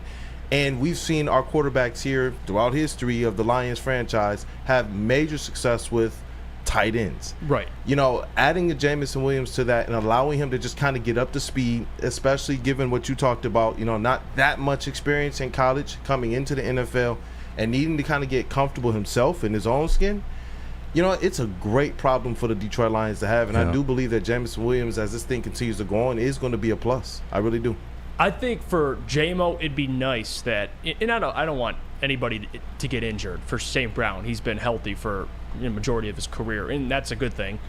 But if there's a game, it doesn't happen often, where St. Brown struggles, or St. Brown misses a game, because you look at Waddle and Devonta Smith, you know if A.J. Brown's struggling, Devonta's going to make plays. You know if Tyreek Hill's out, you saw Waddle make plays. He got over 100 yards. That's where I want, if St. Brown, which rarely happens, but if he's struggling in one game, or they're bracketing Amon-Ra St. Brown, I know you have Sam Laporta, but that's like the next thing for Jameson, is go take over a game. Like, and he hasn't done that yet, but still, that's probably the next step for him. I haven't seen his confidence in his young too, career. man. That's what makes me really comfortable, is that I would assume that a lot of players who come in and kind of have that start to their season, to their careers, that their confidence would be dinged and they would just kind of be relegated to some kind of lesser role. But he's stayed engaged the entire time. That's a great point, too. The entire time. And I do believe it's going to make him ready to be able to step up when the Lions ultimately need it. And that's what's so significant to me about the fact that when we talk about the amount of targets to the amount of touchdowns he's actually had, that to me speaks to a guy who has stayed engaged. He thinks highly of himself. And I think that confidence is going to go a long, long way for Jamison Williams really meeting the mark for us. Absolutely. Let's head to break. Speaking of wide receivers, let's get to St. Brown. And I have a prediction I want to revisit that I talked about early before the season that me and Klotz got into it about. And we're going to revisit that when we come back. But first, got to hear about our friends from Swiss Insurance. Do you have football on the brain? Of course you do. With the Lions clinching the NFC North, it has now been an awesome football season, and it is the perfect time to shop your home and auto insurance. Shop it like a pro with Swiss Insurance. They cover Woodward Sports Network, and they should be covering you too. Ask for Market Swiss Insurance today at swissins.com or call 248-800-4177. Again, that is 248-800-4177, Swiss Insurance. Yes, I can. Let me tell you about our friends over at Feldman Chevrolet, because, guys, it is the place to go. They've been open, at least as long as they've been open. Lions haven't won a playoff game or a division, but they're going to do that with Feldman Chevrolet. Check out my guy Ryan in Novi at Feldman Chevrolet. We do shows there every other Monday to recap Lions victories, and haven't done it much at all this season, but Lions losses as well. They hooked me up with a new car as well when mine got smashed in my driveway. Yes, I said that correctly, in my driveway. They hooked me up with a brand new car. They can hook you up as well. Feldman Chevrolet, Michigan's #1 Chevy dealership. Where's the most convenient place to get that big fitness energy? It's Planet Fitness. Join today for just $1 down, $10 a month. With over 2,400 locations and equipment for every workout, you can get in, get energized, and get going. And with free fitness training and most clubs open 24 hours, everyone belongs in the judgment-free zone. So join today for $1 down, $10 a month, no commitment, cancel anytime. Woodward Sports' own Tom Mazaway and Sam Stick Day will be hosting our Lions postgame show after every Lions game all season long. Tune into the Woodward Sports YouTube channel for his hot-off-the-press takes, game analysis, and Kool-Aid sipping celebrations. You won't want to miss it. Join Maz, Stick, and special guests each week immediately following every Lions game, exclusively on the WSN YouTube channel. Savor the heart of home at Big Boy with our all-new down-home comfort dishes. Feast on home-style goodness with our Southern Comfort Chicken Bowl, veal parmigiana, and apple pie hotcakes. The down-home delight doesn't stop there. Potato pancakes are back. Dive into the richness of our perfectly crafted potatoes with our classic potato pancakes and our stuffed potato pancakes. Top off your meal with our new gingerbread shake, a seamless blend of creamy vanilla and sweet gingerbread flavors. Nothing beats the comforting taste of down-home cooking. Enjoy every bite, only at Big Boy. Ah, man. Just in time for football and for that Pistons heartache, we got Glorious Cannabis dropping a new ice water bubble hash infused pre-roll called Honolulu Blue. It smells so good, it's like the first whiff of a playoff win in 31 years. Playoff win on the way. It's gassy, aggressive, and named in honor of Detroit football. If you haven't had one of these, man, what are you doing? I can tell you time and time again, y'all can get one for 25% off at gloriouscanna.com. Morning Woodward Show, Woodward Sports Network. Thank you guys for sticking with us, choosing us this morning. We appreciate you. If you could do us a favor, hit that like button on the stream. It helps push the stream out and helps support the show and the network. Jeff Iafrate, Sam Flannel, Brandon Dent, KG. By the way, JB, much needed vacation. He's been out the last, 2 weeks? That is a man, if he says I need a day off, you say less. Yeah. He deserves the rest. Shout out JB. Yes, sir. We miss you. KG's holding it down for us, though. Big shout out to KG as well, getting it done. Let's get into Amon-Ra St. Brown because, guys, I mentioned this before the season, and I was confident in it because I know the type of player that St. Brown is and the type of work ethic he has. And I know Lucas Klotz, he had to go to the gym, so he's no longer listening. But Klotz, if you re-listen to this, or maybe I'll send you this clip, I'm going to be right. And I hope you know I'm going to be right. Because St. Brown's going to get that 1,400 yards like I said he would. And it's fun to talk about this because Lucas Klotz, he's probably happy. He's wrong. The guy's getting 1,400 yards. Who cares? But St. Brown is taking those steps. He's increased, ever since he got into the league, he's increased his catches. 90 his first year, 106 his second year, and he has 106 at this point, right now, his third year.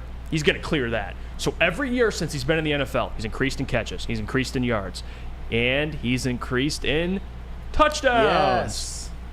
Getting to pay dirt. He's done that more this season, has 8 TDs on the year with 2 games to go. So for St. Brown, he's that guy. And he's going to end the year with 1,400 yards. I know he will. And it's funny because this all goes back to Brad Holmes. We talk about these players. I mean, Iffy we talk about. Jameson we talk about. Sam Laporta. Jahmyr Gibbs. They all have ties back to Brad Holmes. It's another guy that Brad Holmes found late in the draft, which doesn't happen. Hasn't happened in Lions history. We typically don't see guys. I mean, think about who we talked about today. We talked about Jahmyr Gibbs yesterday, but in terms of late picks, Brian Branch, Iffy, Amon-Ra St. Brown. We mentioned Aleem McNeil. All these guys were drafted past the first round, which is kind of new to us as Lions fans. You typically don't see that. You don't see Brad Holmes. You don't see Lions GMs hit on guys typically past the first round. It just doesn't happen often. And now you got a guy in St. Brown, which I know the Hall of Fame is, when we bring up the Hall of Fame, and I brought up it's very, very hard, and I think people maybe don't think about that enough to make the Hall of Fame, and Penei Sewell would be the guy that I would choose. But St. Brown, you can't question a guy with his work ethic. Like, when talent fails to work hard work always comes out on top. You can be talented, but if you don't work hard, it doesn't equate to success. St. Brown came out of the draft, didn't have all the talent in the world, but he worked his ass off. Yeah. And look where he's gotten right now. He's established himself as one of the best wide receivers in the NFL. I would say at this point, we talk about him being top 10. I would put him at least top 7. If you want to argue him 6, I think 7 would be the floor for St. Brown with how he's been this year. Oh yeah, guys, another season with over 100 catches. Ho-hum. Just, another day at the office. You look at his production. In his young career, in 3 years, he's had 14 100-yard games. And probably, if you look at the catches, probably at about 6-7 catches a game in those 100-yard games. He's a reception machine. He's a safety blanket. And this man, I know I say this often, but Brad Holmes just keeps finding studs. Make this man a Lion for life, Sam Flannel. Make him a Lion for life. Is there any chance, and I know this is a little bit of a reach, but it might not be. What if Amon-Ra St. Brown just torches the Cowboys, goes up against Deron Bland and just and just gets the better of him. Has 100 yards, has a touchdown, has 8 or 9 catches, and then goes and then plays the Minnesota Vikings at home and does the same. Is there any chance that man gets first-team All-Pro? Possible. I think he can mess around and get first-team All-Pro. I think at this point, second-team All-Pro is pretty much locked up, and something is going on. Wild scene outside the studio. Wild scene outside I think the they're studio. taking T.J. Hawkinson to the hospital. He took his kneecap on Sunday. Oh, that's bad. Low blow, too soon. Come on. Okay, never mind. No, Continue. but like, here's the thing. Because right now, Amon-Ra St. Brown is tied for third in receptions with 106, which, by the way, is already tied his career high. He set his career high in yards this year, 1,281, which is 5th in the league. And one of the... And it's not always his fault. Sometimes it's just a red zone target luck. But Amon-Ra St. Brown had struggled to get receiving touchdowns his first couple of years. I mean, you look at certain wide receivers throughout NFL history who've struggled with that. Julio Jones is another one that comes to mind who doesn't have as many touchdowns as you think. That was Amon-Ra St. Brown for his first couple of years. This year he has 8, which is tied for 7th in the NFL. I think right now his floor is second-team All-Pro. I mean, think about this. Justin Jefferson being out for most of the year and Devontae Adams living in Jimmy Garoppolo and Aiden O'Connell hell have kind of opened up a couple of spots. Maybe on the first team, definitely on the second team. I mean, you look at the first team, I think is going to be a combination of these 4: Tyreek Hill, CeeDee Lamb, A.J. Brown, and Amon-Ra St. Brown. We'll just see which 3 actually make it. But Amon-Ra St. Brown, he is already one of the best receivers in the NFL. I would say 7 is about the right spot for him as of right now because there are a lot of good wide receivers.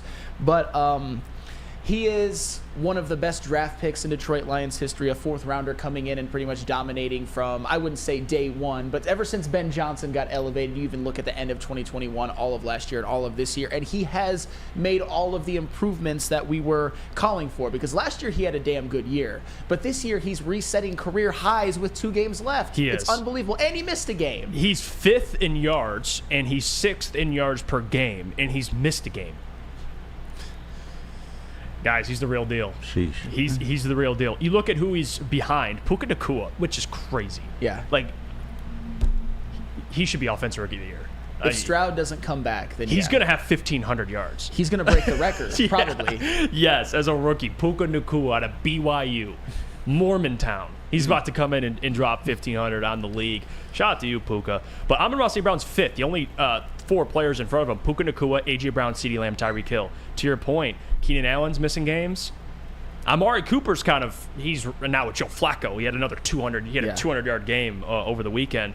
But you look at some of the other guys. Stephon Diggs started off hot, slowed down. That's another one. Even Jamar Chase to an extent. Jamar Chase has had a very good year, and so has Stephon Diggs. But it's not quite what we've been accustomed to from them. Still great. They've when you're as great as they are, there's expectations and standards. But Amon-Ra St. Brown, I would say, is having a better season than both of them. I would agree. I'm not saying he's better quite yet overall, but he's coming. But here's the thing that I look at as well is catches, which he's tied with Tyreek Hill. They both missed the game. They both have 106 receptions. He's only 3 behind CeeDee Lamb. I think CeeDee Lamb's guaranteed a spot on first team, him and Tyreek.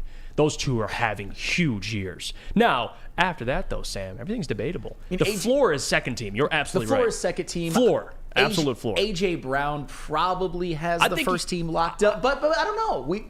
I think it would take a couple of Amon-Ra St. Brown 100-yard games for him to get it, and maybe even getting a couple touchdowns to get into double digits, maybe getting 120 receptions. I think that's what it would take. I think it would take, and this is possible, by the way, I think it would take 120 catches, 1,500 yards, 10 touchdowns, but as lofty as that sounds, that is extremely achievable, especially with how involved Amon-Ra St. Brown is with his offense, how many times Jared Goff targets him, how often he gets open. It's possible. I would even argue probable. Is that too far? No. Well, here's another another interesting thing about St. Brown, guys, is you look at him, he's not much of a yak guy, at least you'd think of. Like, is he what does he do? Guys, he's 3rd. Well, technically, he's 5th in the league right now in yards after catch. Two guys on the top 5 are running backs, Breece Hall and Rachaad White. Wow. So he's 3rd amongst wide receivers. Tyreek Hill, Rashee Rice, Amon-Ra St. Brown. Rashee Rice is another guy. He's really good. But Amon-Ra St. Brown has 553 yards after the catch. Like, again, remember the 40? He ran a 4.6 40.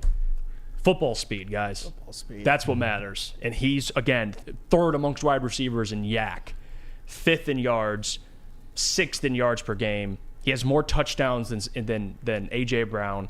He's having a big year, and he has less targets than A.J., more catches. So he's more efficient by the numbers. So for St. Brown, he's having a big year, and he's only going to get better. You're going to have to pay that man a bag, though, and he deserves it. Absolutely but you pay him and don't think twice. You give him a blank check, and you say, write a number on here. We'll get it done. Yeah. Because he's that important on this offense. Yeah. He should be the number one. He's the number one wide receiver on a top 5 offense. That's the last 2 years. So his resume speaks for itself. Let's go to break here. When we come back, we'll get into some of the storylines around the NFL, some of the games that transpired. Dallas losing again. Now, we'll get into that as well. The Chiefs lose a tough one to the Raiders. 14 points, Sam? What's going on over there in Kansas City? It was bad. It was bad. It was horrific. Inexcusable. All right. I'm not going to defend the Chiefs. What about Mahomes, though? You going to defend him? Not for that game, no. All right. Well, I'll defend Big Boy. Let me tell you about him, because Big Boy's the spot to go, especially if the Lions get a big win, which they might this Saturday. Head over to Big Boy. Enjoy their breakfast. They got it. Classic potato pancakes. They got the regular stuffed potato pancakes as well. They got lunch. They got dinner. They got dessert. All your needs over at our friends over at Big Boy.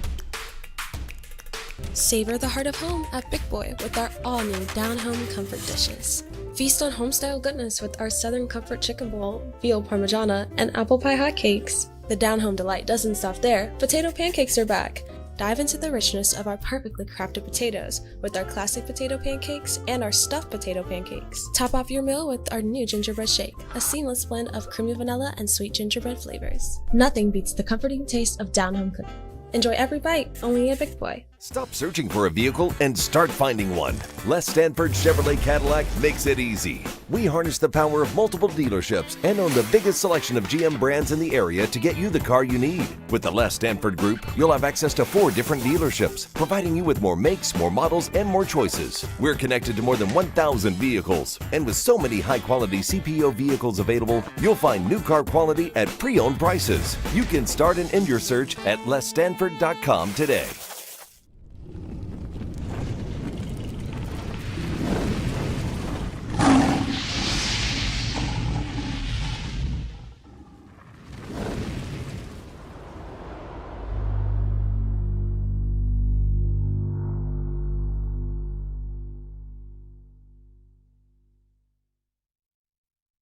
Let's talk about Outdoor Equipment Company, official equipment provider of Woodward Sports. Michigan-grown, family-owned bad boy mowers, tractors, steel handhelds, and even weed whippers. Liberty trailers, Generac generators, Snow X plows, and salters.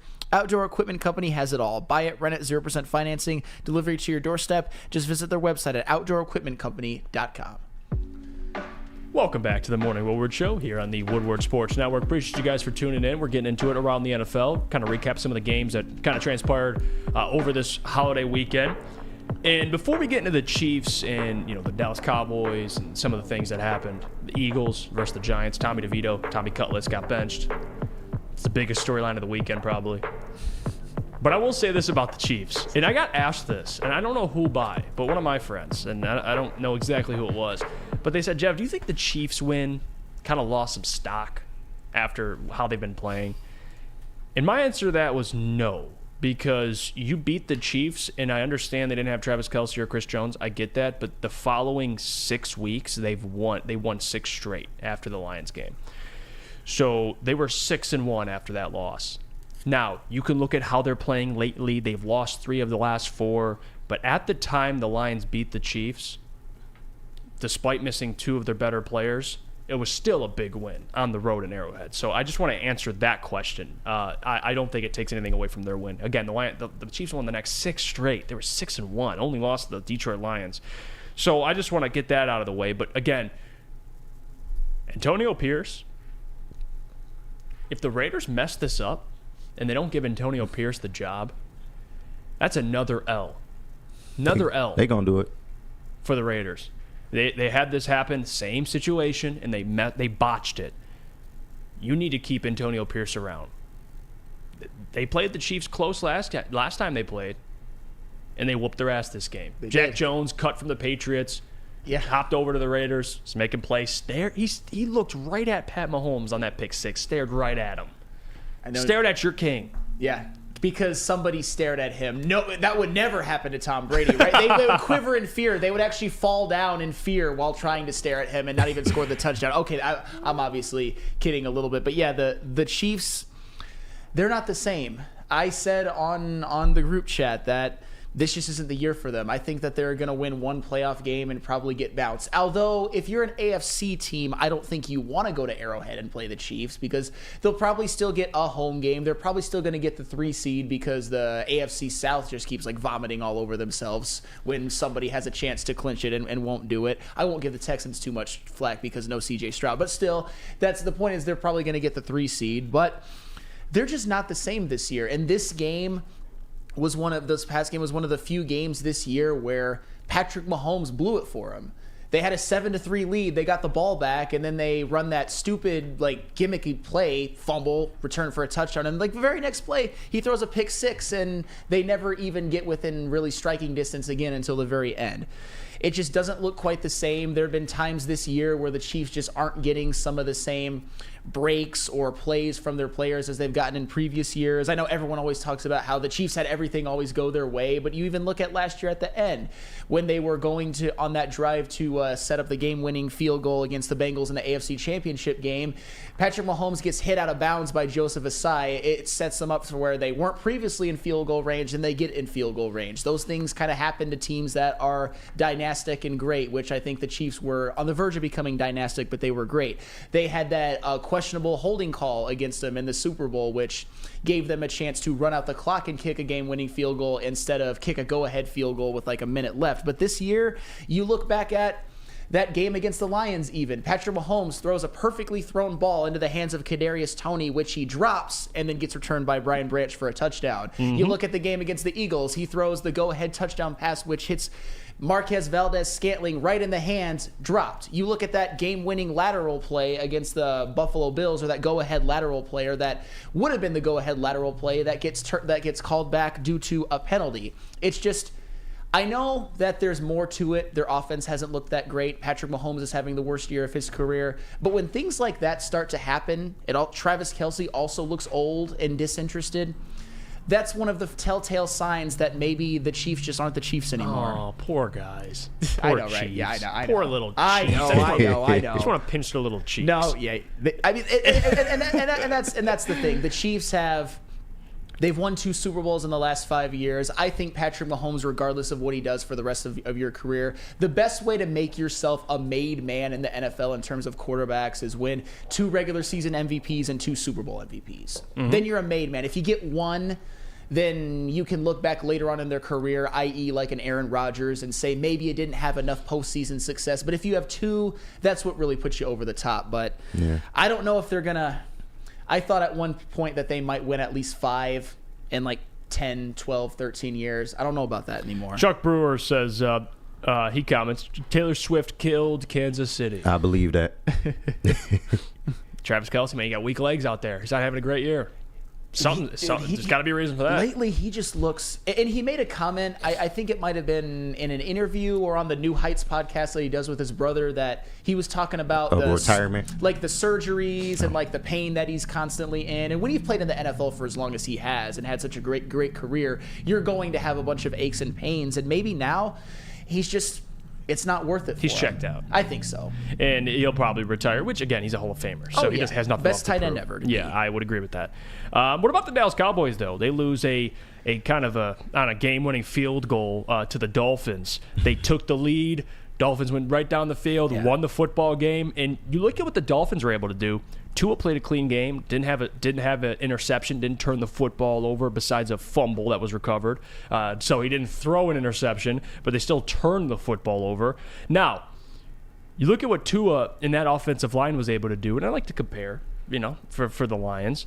He was sacked once, and they averaged 3.5 yards per carry. So again, if you're trying to do the equation there, carry the 2. At about a 2 yard per carry for the Detroit Lions. So they average 3.5. I'll give them about 5.5 for the Lions there. And then you go to the pressure that Tua was under. they only got to Tua once. They got one sack. I'm sure he was pressured, but again, Tua played a clean game. Only had one touchdown pass, but took care of the football besides the one turnover. And the Cowboys, they're a team, and this is what's funny about the Cowboys. And Mike McCarthy, I think, he's on a short leash, and I think he should be fired, to be honest with you. I'm sick of this Mike McCarthy show. All right. Because I think their ceiling is limited with Mike McCarthy. And I'll tell you why. Kellen Moore was there last year. They didn't have success. And Colin, I don't know who this was. I think it was Nick Wright or Colin Coward brought this up, and I actually agree with him. I think in a way, Mike McCarthy shipped Kellen Moore out of there because he was competition. Because look at their offense and look what Mike McCarthy said what they wanted to do. We're going to be a physical team. We're going to run the football. How's that going for you? They're Dak dependent, which I think is going to come back to bite them in the ass. And I think they're going to do what the Cowboys always do, which is lose in the playoffs early. They win a game, they get sent home. And I think that's going to happen again because this offense it's a problem. CeeDee Lamb's a problem, but Tony Pollard, they miss Zeke. And I know Zeke's not in his prime, but ideally, and the Lions are doing this with David and Jameer, they're using Rico Dowdle. That's your RB2? Rico freaking Dowdle? Not the best. And he didn't even play. He had 2 carries for 4 yards. Dak Prescott was second on the team in rushing. I think them getting rid of Zeke, and even though they wanted to be a more physical run-first team, it's a problem. They're Dak dependent. It's going to come bite them in the ass. But Dak has also had a much better year this year than last year. That's also fair.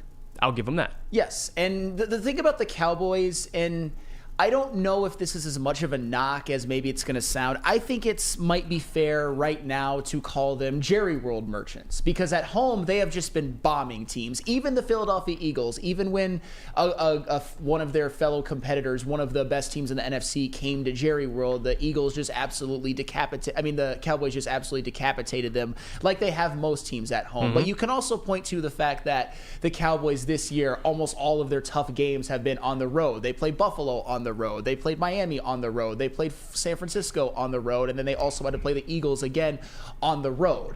So I don't know if their performance in the last couple of weeks is indicative of what the Lions are going to see when they travel to Dallas. I think Dallas is just a different team at home. I'm not saying that I'm predicting for them to win. I'm not saying that they're going to blow out the Lions, but I'm not going to use these last 2 weeks as unequivocal proof that the Cowboys suck. I think they are an elite home team. I don't think they're really a Super Bowl threat in the NFC if they can't win the NFC East, but they're dangerous in certain circumstances still. Yeah, Tony Pollard had a better year last year, had almost double the touchdowns with less carries. Yeah. And now he's getting more carries. The production's down. The touchdowns are down. It's not the idea. I don't think it was the idea that Mike McCarthy had to start the year. If you're going to be a run-first team, well, it should be a career year for Tony Pollard, huh? He's not a bell cow though. He's not. Like that's where they messed up. But bad. He's not having like a horrific year or anything like that. He might still clip 1,000 with like 4 yards a carry, but he was just explosive as like an RB2 as a complimentary. But again, that's why I like how the Lions are using Jameer. Keep his legs fresh. Not saying I'm not saying watch because I think Jameer Gibbs can be better. Sure. But that's why I like how the Lions are doing this. Dave Montgomery, Jameer. Mm-hmm. So again, you got to be. Silence says softer than charming. Yeah, you ain't lying. You are not lying there. I can't wait for this game on Saturday. Yeah. I cannot wait. It's gonna be a lot of fun. Let's go to break here, and when we get back, we'll get and preview some of these other games here because there's still more to get to. The Eagles, the 49ers, this NFC. Lions can win that 1 seed. We'll have that discussion when we come back. The potential, the Lions potentially getting that 1 seed at the very least to the 3 seed. So that's the floor for them. All right. First though, got to hear about our friends from Guardian Alarm. Guardian Alarm, yes. Are they as soft as the Cowboys defense or no? They're better than the Cowboys defense because they have the best defense around. And you can let Guardian Alarm offer you customized solutions from real experts. Our professional technicians take the time to recommend security and automation solutions specific to your needs. 24/7 professional monitoring. Call us anytime, day or night, and know that a Guardian team member will stay on the phone as long as needed. Technology backed by people. Your safety and security deserves technology that's been proven to work and people have been proven to care. Call 1-800-STAY-OUT. That's 1-800-STAY-OUT. Stay out, Jerry Jones. Guardian Alarm, your local security experts. At work and at home, we're there with smarter security solutions. featuring complete automation with customized alerts and more. For over 90 years, we've been the company that's been counted on to protect what matters most, all with personalized service and care. Right now, for a limited time, receive a free video device plus free installation with a new home system. Guardian Alarm. We protect Michigan. Brace yourselves, Detroit. As the sun begins to set, two of Woodward Sports' brightest young stars will be taking the mic for a brand new show. Woodward Nights with Boner and Broder. The dog days in Detroit are over, and the boys are unleashed. Join in on the banter and hop on the bandwagon of the #1 night show on the internet. Tune in to the Woodward Sports YouTube channel every weeknight from 8 to 10 p.m. Woodward Nights with Boner and Broder.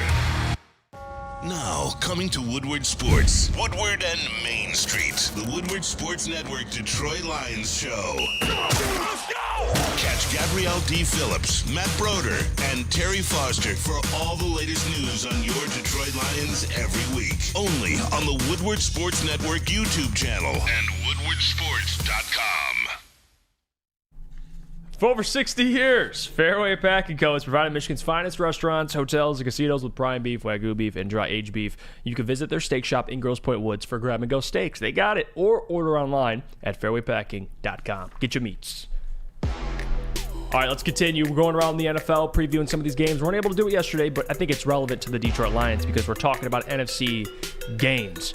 In one NFC game that was super interesting, at least late, the Philadelphia Eagles against the New York Giants, which for a second there, you're watching the football game and you're thinking, okay, Philadelphia, they go up 20-3 in the first half. This is one of those games, Philly bounce back game. They're going to take care of the Giants. My guy Tommy Cutlets, 9 for 16, only had 55 yards. Okay, he gets benched. It is what it is. And then here comes Tyrod Taylor, just walking on into the game. And then they scored 15 in the third quarter, and then they scored a tutty in the fourth quarter. They kept it a one-score game till late, and Tyrod had a chance to win it, or at least have a chance to go for a two-point conversion, then to try and tie the game, to try and win the game, But regardless, they had a chance. And, of course, he threw an interception late. But the Eagles, they look a little fraudulent. I'm not going to lie to you. Defensively, that secondary without Darius Slay, and I know they got Matt Patricia calling plays, which is a whole other problem. And they have so much dysfunction. You have their defensive coordinator getting technically benched. He goes up into the booth, and then they send down Matt Patricia. He's the play caller. The offense, they can't figure it out. They miss Shane Steichen bad, which it's not just the Eagles. The Chiefs, I think, miss Eric Bieniemy a little bit too. Offensive coordinators, they have a bigger impact than I think people understand. That's why the whole Ben Johnson thing, he's so damn good. And I do think, I'm on record saying this, I think the offense will still, I don't think they'll drop off significantly, but again, like Nick Sirianni's an offensive mind too. And they lost Shane Steichen, and they don't look nowhere near as good as they did last year. Now, Jalen Hurts is also hurt, so I want to say that. I think that also matters. And in the Chiefs' case, Travis Kelce, who they had last year, doesn't look like Travis Kelce. So there's context, but still, they missed their coordinators. The Eagles defensively, they have half the sacks as of right now than they did last season. So they're not getting to the quarterback as much. Their secondary is worse. They're out their best player in the secondary, out for the season, the regular season, I believe. The Eagles are in some trouble. They're 11-4. They're tied with the Lions. And again, their schedule's favorable to end the year. They have the Arizona Cardinals at home, and then they travel to MetLife to take on the Giants again. So they easily could be 13-4. But at the same time, screw the record. The Eagles are vulnerable this year. And the 49ers losing to the Ravens, depends how you take that, because the Ravens are, I think, the best team in football at this point. You can't argue it. But in terms of just below the 49ers, the Eagles and the Dallas Cowboys, we'll see. And the 49ers still have the Rams at the end of the year. Sam, this one seed is for the taking, I think. We'll see how it kind of progresses, but I think the 49ers lose to the Rams at the end of the year. I do. Ooh, so you're thinking possible one seed for the Lions. Yes. But the reality is, though, they just have to win out. Is you can't, you're not crazy, because the Philadelphia Eagles, you mentioned it, they had a chance early on in the game, especially in the first half, to have a nice blowout to give their fans some faith, to maybe give themselves some confidence. They had a 20-3 lead at halftime, and then in the opening kickoff, Boston Scott gets ran into by his own guy, fumbles. The Giants have a short touchdown drive, and then later on, Jalen Hurts throws a pick six in Giants territory. And then after the Eagles take a 2-score lead, they kind of right the ship. They gave up a 69-yard touchdown pass from Tyrod Taylor to Darius Slayton. That's where, in moments like that, you just need to keep receivers in front of you, and they give up a big play. They still managed to get the win, which is good for them, but they certainly look vulnerable. The 49ers, they lost Trent Williams at some point during that game, but for all the people who say that Brock Purdy is just a system quarterback and anybody can do that, those people are taking a victory lap today, and that's what happens when you throw 4 interceptions against a damn good defense. I think the 49ers are still the best team in the NFC personally. I agree. But the air of invincibility is gone. I mean, as good as the Ravens are, and I think now, and we'll get to our top 10 at some point, I think they're the best team in the NFL. As good as they are, you should not, as the San Francisco 49ers, lose by 14 to a team at home ever, under any circumstances. And they just did. And they are indeed human and beatable. And they were favored. I mean, the Ravens, I think Lamar Jackson's like 9-4 as an underdog. So there's a stat for you. Excuse me. But they were favored. I think the Ravens were like plus 200 on the road. They went on the road and beat the best team in football. And not just beat them. Yeah, like absolutely. The final score doesn't speak to how much of an ass whooping this game actually was. Brock Purdy turned the ball over 4 times. And I want to make this clear too. And I know people would be quick to be like, "Well, yeah, I told you, Brock stinks." Let's just think about this for a second. Okay? And I think the 49ers, they're beatable. They're still, to me, the best team. But the Ravens right now, they've earned it. They beat the best team, so they deserve to be the best team in football. I still think the 49ers are really good. They're obviously the best team in their own conference. And they're the team that I think the Eagles, Cowboys, and Lions should be chasing and trying to take down. But when we talk about quarterbacks turning the football over, we did this with Goff too. A lot of the turnovers need context. Like with Goff, he'll throw 2-3 picks, but we're like, well, 2 of them were on 4th down. This one, his arm got hit. We have to be consistent with that. The first interception Brock threw was bad. That was just a dumb read on Brock Purdy. Bad. You can't make that. You can't make that mistake.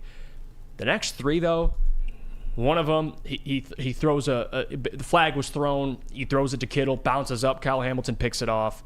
Another one, he threw to an open Christian McCaffrey. Arm got hit. Ball's picked off. Like, again, if we're going to pile on, let's just kind of use context. Because, again, Brock had 4 interceptions, and he didn't look great.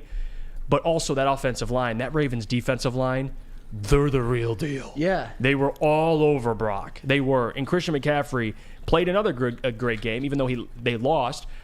Lamar's the MVP. Christian McCaffrey's number 2. Brock Purdy should not be the favorite no more. He's out of the race. Yeah, Lamar... That game alone put Lamar on top. For the record, I think he should probably be MVP frontrunner right now. The counting stats aren't as impressive as most MVPs, but so many players who you think have a chance, they fall off. Like Patrick Mahomes is not going to be the MVP. Joe Burrow, who is an MVP candidate coming into the year, has missed a lot of the season. Josh Allen has had his struggles with turnovers, although if he finishes the season strong and wins the AFC East, I think there's a chance he jumps back into the race. But you look at like Dak Prescott, they've lost their last couple of games. I mean, Brock Purdy threw 4 interceptions. I honestly feel like, and this isn't a knock on Lamar Jackson because he has had a damn good year, I think it's just one of those somebody's got to win it. And Lamar Jackson has had, I would say, the least amount of hiccups this year. Even if his touchdowns aren't there, he's having one of the best passing seasons of his life, and the Ravens have the best record in the NFL. Max Mayer says the Lions could beat any NFC team with their run game. He ain't lying. Sure. And this offensive line will take the Lions far because they can compete with anybody, especially in the NFC. But I think in general, now the AFC, the Ravens, we saw that game transpired. The Ravens are doing that they're doing it to everybody. Like, I don't know how the Ravens, like, you whoop the 49ers ass like that, and then you whoop the Lions ass like that. Yeah. It's not just beating teams; they're destroying good teams, playoff, like teams with a winning record, teams that are top of their conference. I mean, it's a whole nother thing. Jordan says to all the golf haters, check the other QBs right now. It's almost like if everything isn't perfect, almost every QB has issues. Mahomes this year, Brock Purdy when their O-line doesn't. Yeah, I want to make that clear too. When we have conversations about quarterbacks, even the elite quarterbacks, Joe Burrow, look at the situation he's in. It's guys, even if you're elite, yes, you need a good situation. Every quarterback does. No matter if you're elite, you're mid, a good situation, good coaching benefits you as a quarterback. That's a fact. Now, when things are not going as well, maybe things are breaking down in the game, that's how we measure the top of the top quarterbacks. It's like, okay, if adversity hits, how do you respond? Obviously, Brock Purdy didn't respond great. And this year, when adversity has hit the 49ers, Brock hasn't responded great. And that's how you determine kind of the levels with quarterbacks. Like, I think Mahomes, this year he's not overcoming it, but we've seen that in past history, that Mahomes, even with Tyreek Hill, Travis Kelce, Andy Reid, of course that helps. But you watch Mahomes, it's hard to put a team on your back. Like Josh Allen, I think he kind of gets a lot of flack for that. He has to put the Bills' run game, and everything is on Josh Allen. Now they finally ran the ball against the Cowboys. But for the most part, like that team is Josh Allen dependent. I don't think it's smart for any quarterback to be you're depending on. Goff, you're not Goff dependent. He's playing really well. Give credit to him. But it's the run game. It's the offensive line. It's Ben Johnson and his creativity. That's how it should be. That's why the Lions they're a good organization. They know how to win. You can't depend 100% on your quarterback. Lamar Jackson, another one. He's not only, clearly he's the quarterback, so the passing game is dependent on him, but the running game is dependent on Lamar Jackson. Sure. Leads the team in rushing. Yeah. So, that's not ideal. But hey, every quarterback benefits from a good situation. Well, I think when people hear elite, it's like Mahomes can, take the offensive line and put him on the sidelines, and Mahomes can win a game for you. Like, even the elite need help. Everyone needs help. Well, and Jordan Lionheart, I understand, but I also think some of the overzealous Goff fans are getting a little bit too victory lappy at this point. If you wanna compare Jared Goff to Brock Purdy, I'm okay with that. If you want to say, hey, look at Brock Purdy when everything isn't right, I'm okay with that. But when you bring up somebody like Patrick Mahomes, a man who, when he is good and everything's right, has won 2 regular season MVPs and 2 Super Bowl MVPs, one of them without Tyreek Hill, by the way, that is where you lose me. I'm not saying you did this, Jordan Lionheart, but when people bring up Josh Allen, the man literally has had 40 touchdowns or more in 4 consecutive seasons. It's just that's all I'm saying. It's not a knock on Goff, but his situation this year includes the best offensive line in football, 2,000-yard rushers, Sam Laporta and Amon-Ra St. Brown. Goff has done a great job orchestrating that, but there are levels to this, and I'm not in the business of trashing Goff right now because he's played well lately. That's all I'm saying. Yeah, he's playing well just in this year. I mean, statistically, he's having another great year. A-Diz says, is JB sick? He is. Well, this week he's on a little bit of a vacation, but he deserves it. JB's one of the hardest working guys in this business. So he deserves, if he needs time off, JB gets it. This comment too, Jay Cruz, and only a handful of QBs can carry a team on its shoulders, even if its O-line is not great, just good. Yes, he's right. Even Joe Burrow, when they made the Super Bowl, that O-line was horrid. And that's how you look at you measure guys, okay, can they handle adversity? That's all it is. Like Goff this year, yes, you could talk about the O-line, the run game, the coaching. You still give credit to Goff. Like, of course, any quarterback's going to succeed in a great situation, but how he's playing, Goff could be crap in the bed right now, but he isn't. So, again, he deserves all the credit in the world right now. A couple of comments here. Jordan saying Tyreek will jump back in the MVP race if he has another big game. I don't know. I think at this point, if it's not Lamar, it should be Christian McCaffrey. Well, we'll see. Tyreek could be another one, but he's got to have a big game. And that's fair. If Jared Goff plays a great game, the Lions beat the Cowboys, because at this point I still think Dak Prescott is ahead of him in MVP considerations. Maybe you jump Dak, maybe you get into near the top of the list and he ends up getting some MVP votes. If he has a great performance against Dallas, then we can really start having those conversations. Not that Goff will win it, but that Goff will be a competitor for it. I'll give you that. I want to read some of these. Chuck Brewer chiming in here. He says the question is, Goff can't cover as much O-line problem as Mahomes is. Goff would be dead behind Kansas City's O-line. I mean, that's where the mobility comes into play. And I know Neil was having fun on Twitter, like, I thought Mahomes was mobile. I thought Brock Purdy was mobile. And it's not like mobile. And this is where it gets misconstrued. Being mobile helps.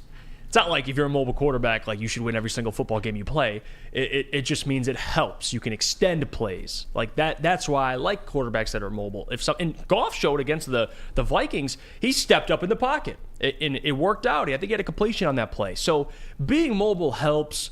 But if you watch that Chiefs game, Mahomes was running for his life. Running out of the pocket for his life. So yes, being mobile helps, but Goff doesn't need to be mobile. He gets protected, and that's okay. Yeah. He has success staying in the pocket.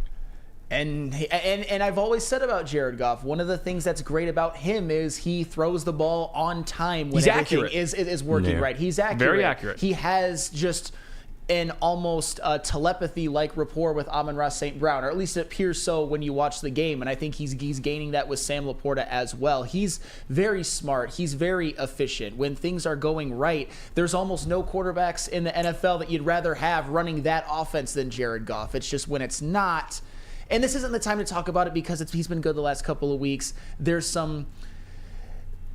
He's not an overcomer, to quote Colin Cowherd. I would say that he's not an overcomer, right, if that makes sense. And that's okay. And that's okay. Not every quarterback in this league can just be Superman.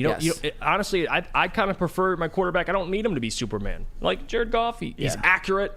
Yes. If he could just take care of the football, which he's been doing, I'm cool with it. Yeah. He's playing well. He is. Let's go to break here. We'll get in the mailbag. Get your questions ready, and we'll try to get to as many as we can, no matter what the question is. God, if you want to ask about the Pistons, go ahead, I guess. But regardless, ask your questions. We'll try to get to as many as we can. Really quickly, though, got to hear about our friends from Dispo.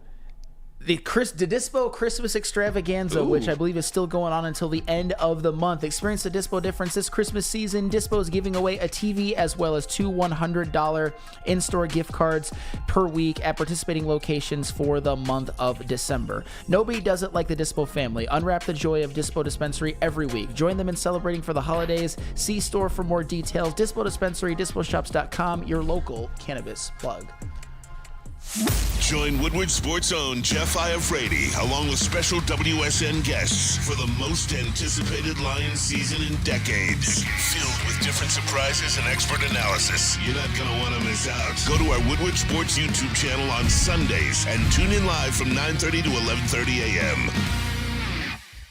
Brace yourselves, Detroit. As the sun begins to set, 2 of Woodward Sports' brightest young stars will be taking the mic for a brand new show. Woodward Nights with Booner and Broder. The dog days in Detroit are over, and the boys are unleashed. Join in on the banter and hop on the bandwagon of the #1 night show on the internet. Tune into the Woodward Sports YouTube channel every weeknight from 8 to 10 p.m. Woodward Nights with Booner and Broder. Where's the most convenient place to get that big fitness energy? It's Planet Fitness. Join today for just $1 down, $10 a month. With over 2,400 locations and equipment for every workout, you can get in, get energized, and get going. And with free fitness training and most clubs open 24 hours, everyone belongs in the judgment-free zone. So join today for $1 down, $10 a month, no commitment, cancel anytime. Dreaming of a new home but feeling the financial pinch? Mark White & Associates, your trusted real estate experts, are here to help. Mark White and the team will pay up to $5,000 of your closing costs. That's right, I said $5,000. Call Mark White & Associates today at 248-290-8242 or visit them at markwhitesales.com. Again, call Mark White today at 248-290-8242 to make your dreams come true. Let's get to mailbag. First question. Benji, my guy, he asked mailbag, if the Lions beat the Cowgirls, where do you rank them in the NFL for best team? I think you can make an argument saying they're top 3, but if they beat the Cowboys, they're top 3. I'd put them behind the Ravens and 49ers only. You can say if they that. beat the Cowboys, especially Cowgirls, excuse me. No, they're the Cowboys. Stop with all Lindsey this. Hunter, I know. Us Lions fans calling the Cowboys cowgirls. Come on now, let's not be those people. But all right, yes. If they go in and beat the Cowboys, that would you could certainly argue top 3. All right, next question here, and I want to make sure Mr. Ray says mailbag. Why did we have to sacrifice the Pistons of all franchises for the Lions to win their first division title? Well, Kenji, you have the graphic? I do. All right, put it up. I saw this on TikTok. This made me laugh. Speaking of that, sacrificing the Pistons for the Lions. What do you think about this, guys? I receive Pistons never win another game. You receive Lions Super Bowl. I'll take it. Yes. Ship it. I got it. I mean, I think everybody would take that. I'm sorry. I mean, Lions winning a Super Bowl? It's never happened. Yeah. And Send you the mean Pistons into never the win shadow another realm. game this year? He didn't Or is specify. that forever? He didn't specify. Ooh. Listen, I'll call myself at times a Piston slappy. I don't give a damn. All right, Lions win a Super Bowl. I would not take forever no Pistons wins. I would take this year, though. Forever would just be... I'll do forever. At least we saw the Pistons win before. That's fair. So that's fair. And why does this guy on this picture look like Nick Wright? He does look like Nick Wright. I thought it was Nick Wright. Yeah, you ain't lying. Eduardo, mailbag. Hey, Sam, did Dallas bomb Seattle? Just wondering if they could put up a fight, so can we? Doesn't mean we'll get bombed. No, and Seattle put up one of the best performance at Jerry World this year. But for the most part, when they had to play the Rams, they bombed them. When they had to play the Eagles, they bombed them. The Giants, the Commanders, all of that. The Commanders on Thanksgiving, they've just. Yeah, the Lions will be one of the best teams to come into Jerry World this year, and I'm not predicting a Cowboys blowout. I'm just saying that the Cowboys are a different team at home. I think we would all agree, and they have had, up to this point, their easier matchups at home, although that changes with the Lions, for the record. This question, and don't worry, Jesse, I'm going to get to yours, too. Don't think I'm going to walk past you and avoid the smoke. Let me read this one, though. And it's kind of a good question. It's about Jahmyr Gibbs. Let me see. I just lost it. Basically asking the gap between Jahmyr and Stroud and Puka for Offensive Rookie of the Year. And Sam Laporte, I think, is in that conversation. I don't think they get it. No. They'll be in the race, but they won't win it. And that's okay. And that's okay. It's just that CJ Stroud, I think if he comes back these last couple of games, I don't know what his status is for the record. If anybody in the chat knows, let me know. But if he comes back, and especially if he leads the Houston Texans to a division title, he will, I think, still even get some MVP votes and certainly win Rookie of the Year. And Puka Nacua, I think people sometimes forget about him because obviously he got off to a hot start, but then he just kind of becomes a face in the crowd in Los Angeles. He's probably going to break the rookie record for receiving yards in someone's rookie season. If you do that, you're Rookie of the Year. Unless if it's CJ Stroud, of course. Jesse Adams, mailbag Jeff. You said Pistons fans can't be mad, blame Tom Gores, right? Well, name me one thing the guy's done to help the profile of this franchise. I'll sit and wait. Well, the reason why I said that isn't because Tom's completely absolved from blame. I just think people are going after the wrong... They're coming at Tom with the wrong intentions. They're saying sell the team, move the team, all that stuff. That's not the way to do it, guys. You know what the way to do it is? Tom, can we limit the amount of cooks in the kitchen? How about that? I think the problem with the Pistons is on Tom because he is in leadership, of course. But it's the front office. There's a handful of guys making decisions that don't deserve to be making decisions. That's my problem. That's been my problem. That's why I'm not saying Tom's absolved and Tom's perfect, but my problem is it's on Tom, but the front office is the problem. Mm-hmm. It's Troy, of course, but there's other guys, and Arn Tellem, Ed Stefanski. What is going on in the front office? How many guys do you need making decisions? NBA teams typically don't do that. You have a general manager, he's president of basketball operations, he makes decisions, he has the final say.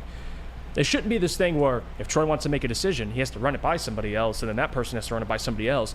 That's a recipe for disaster. So that's my problem, Jesse. It's not that Tom's absolved from blame. You're misunderstanding me. It's that what the hell's going on in the front office? Tom, that's his responsibility. But that front office is my biggest issue. It is. It's a dysfunctional front office. The only thing that saved the Lakers was LeBron. And LeBron ain't saving this franchise. I'm sorry. Nobody's saving this franchise. No, they're not. So that's what I mean by that, Jesse. It's not that he's perfect and he's absolved from blame. I want to make that clear. This question, Benji asked, and it's a similar question than It Hips. They both ask kind of a similar question. It Hips says, what team scares you the most out of potential wildcard teams? And then Benji asks, who's your preference for a first-round matchup and why? So I'll say this. I think my preference would be the Vikings again. That'd be great. The team that I don't want to face, Seattle and the Rams. Yeah. Seahawks and the Rams. And if I had to pick one, I'd say the Rams. I don't want to face them. And it's not that I'm scared. It's just I don't want to deal with it. I don't think the payoff of winning is worth what you have to deal with if they lose. Yeah. Is that fair? Like, if they win, we could sit here and have a great show. If they lose, it's gonna be a hell. It's gonna be a hell. SOL revived. It's gonna be bad. He wins his first playoff game in Ford Field. He meaning Matthew Stafford, and it's against a team that's still chasing one playoff win. I don't want to deal with that. Well, at all. And the thing is, and you mentioned those three words, which we have pretty much been have been dead and buried, with the Lions winning a NFC North championship for the first time ever and the first division champ in 30 years. SOL is dead. But if there's any way to resurrect it, it's Matthew Stafford winning his first playoff game at Ford Field this year. And for the record, if the Lions play the Rams in the first round, I would pick the Lions to win, and I think they would be favored. But when it comes to some of the Lions' issues this year, getting after the quarterback and covering receivers, you got Stafford, Puka Nacua, and Cooper Kupp. And you've got Aaron Donald on the other side of the ball. And, oh, by the way, you have Kyron Williams in the backfield, who obviously the Lions have done a good job of stopping the run. But the Rams have some firepower, and they have some defensive players. Even some no-name guys like Byron Jones or like Jordan Fuller have stepped up as well. So you never know. Now, Jim makes a great point. Dark cash, Stoke not scared. Jim says, think if we win, Jeff, glass half full, not empty. And I understand that. It would be great to talk about beating Matthew, because I love Stafford. He's a Hall of Famer. Super Bowl, has all the records, the statistics. He's going to be in the Hall of Fame. It would be great to beat him at Ford Field. I would be the first one to come out here and celebrate, because he had a Super Bowl. We're done with that. Now it's time to kick his ass. But the thing is, though, could you handle if you don't? I can't. I can't. If Stafford prevents this team from winning a playoff game, it ain't worth it to me. It ain't worth it to me. It would be, if I had to pick them or Seattle, I'll take Seattle. And I hate to say this because this is going to sound super SOL. That moment would be another chapter in the Lions' State of Futility documentary that's going to come out someday. And then we're not saying they're going to lose. Right. But we're not. You can't guarantee anything in this league, guys. Like I would still pick them, to Sam's point. Yes. But I don't want to deal with it if they lose. No. I don't want to deal with that if they lose. I don't. Let's see. Booner says, is the Morning Woodward show on the Booner path officially? No. I'm consistent, Booner. My prediction is what my prediction is. Win a playoff game. Whatever happens after that, cool. Yeah. I think they'll win a playoff game and then fall short. That's just what listen, I've said this multiple times. Division win, playoff win, I'm cool. Send me home. I'm cool. Yeah. I'm happy. So the Booner path, getting to a Super Bowl, I'm not there. I'm not doing. I can't. Well, sorry, Booner. Love you. I'm just not there. I will say this. Not this year. Though, next year I will be, Booner. With the 49ers taking an L, with the Eagles continuing to look vulnerable, I think this game at Dallas, it's so important because I think a lot of people, even maybe myself included, will be all about the Booner path again. I mean, this has been the week of Booner, so why not? Why not elevate the #1 new superstar at Woodward Sports to even greater heights? He's already been a star, but his profile has obviously grown. I love you, Booner. I do. He says it's a shame you guys will settle for mediocrity. Okay, I guess. I'm not going to sit up on this mic and tell people they're going to make the Super Bowl. I'm not. So I'm going to say they'll fall short this year, but next year they'll be back in the race. If they beat the Cowboys, I'm not saying you, I'm not even necessarily saying me. There's going to be a lot more people predicting Super Bowl, and then you have even more of a right to at that point. Yes. And that's fair. It is fair. Let's get out of here, guys. Appreciate you for joining the show. We love you. Another great show tomorrow. Like I said, John Macroon's joining the show to give us his thoughts. Great guest. We have Micro Mike on Friday. I'm going to hit him up, try and see if he can take some time out of his day and be great. And he's been a great guy joining us, taking time and supporting the program. We'll see if he can do it on Friday. I'll let you guys know. But until then, Jeff Iafrate, Sam Flannel, Brandon Dent, and KG holding it down. We miss you, JB. We'll see you back when you come back. Take your time, my man. Enjoy it. Rest up. Lions won a division. JB's probably still hungover. Who knows? We'll see you guys tomorrow. Have a great rest of your day. And don't forget the rest of the shows here on Woodward Sports. Support them. I don't know if every show does that, but I do that. I always shout out the other shows. Have a good one. We're selfless. Deuces.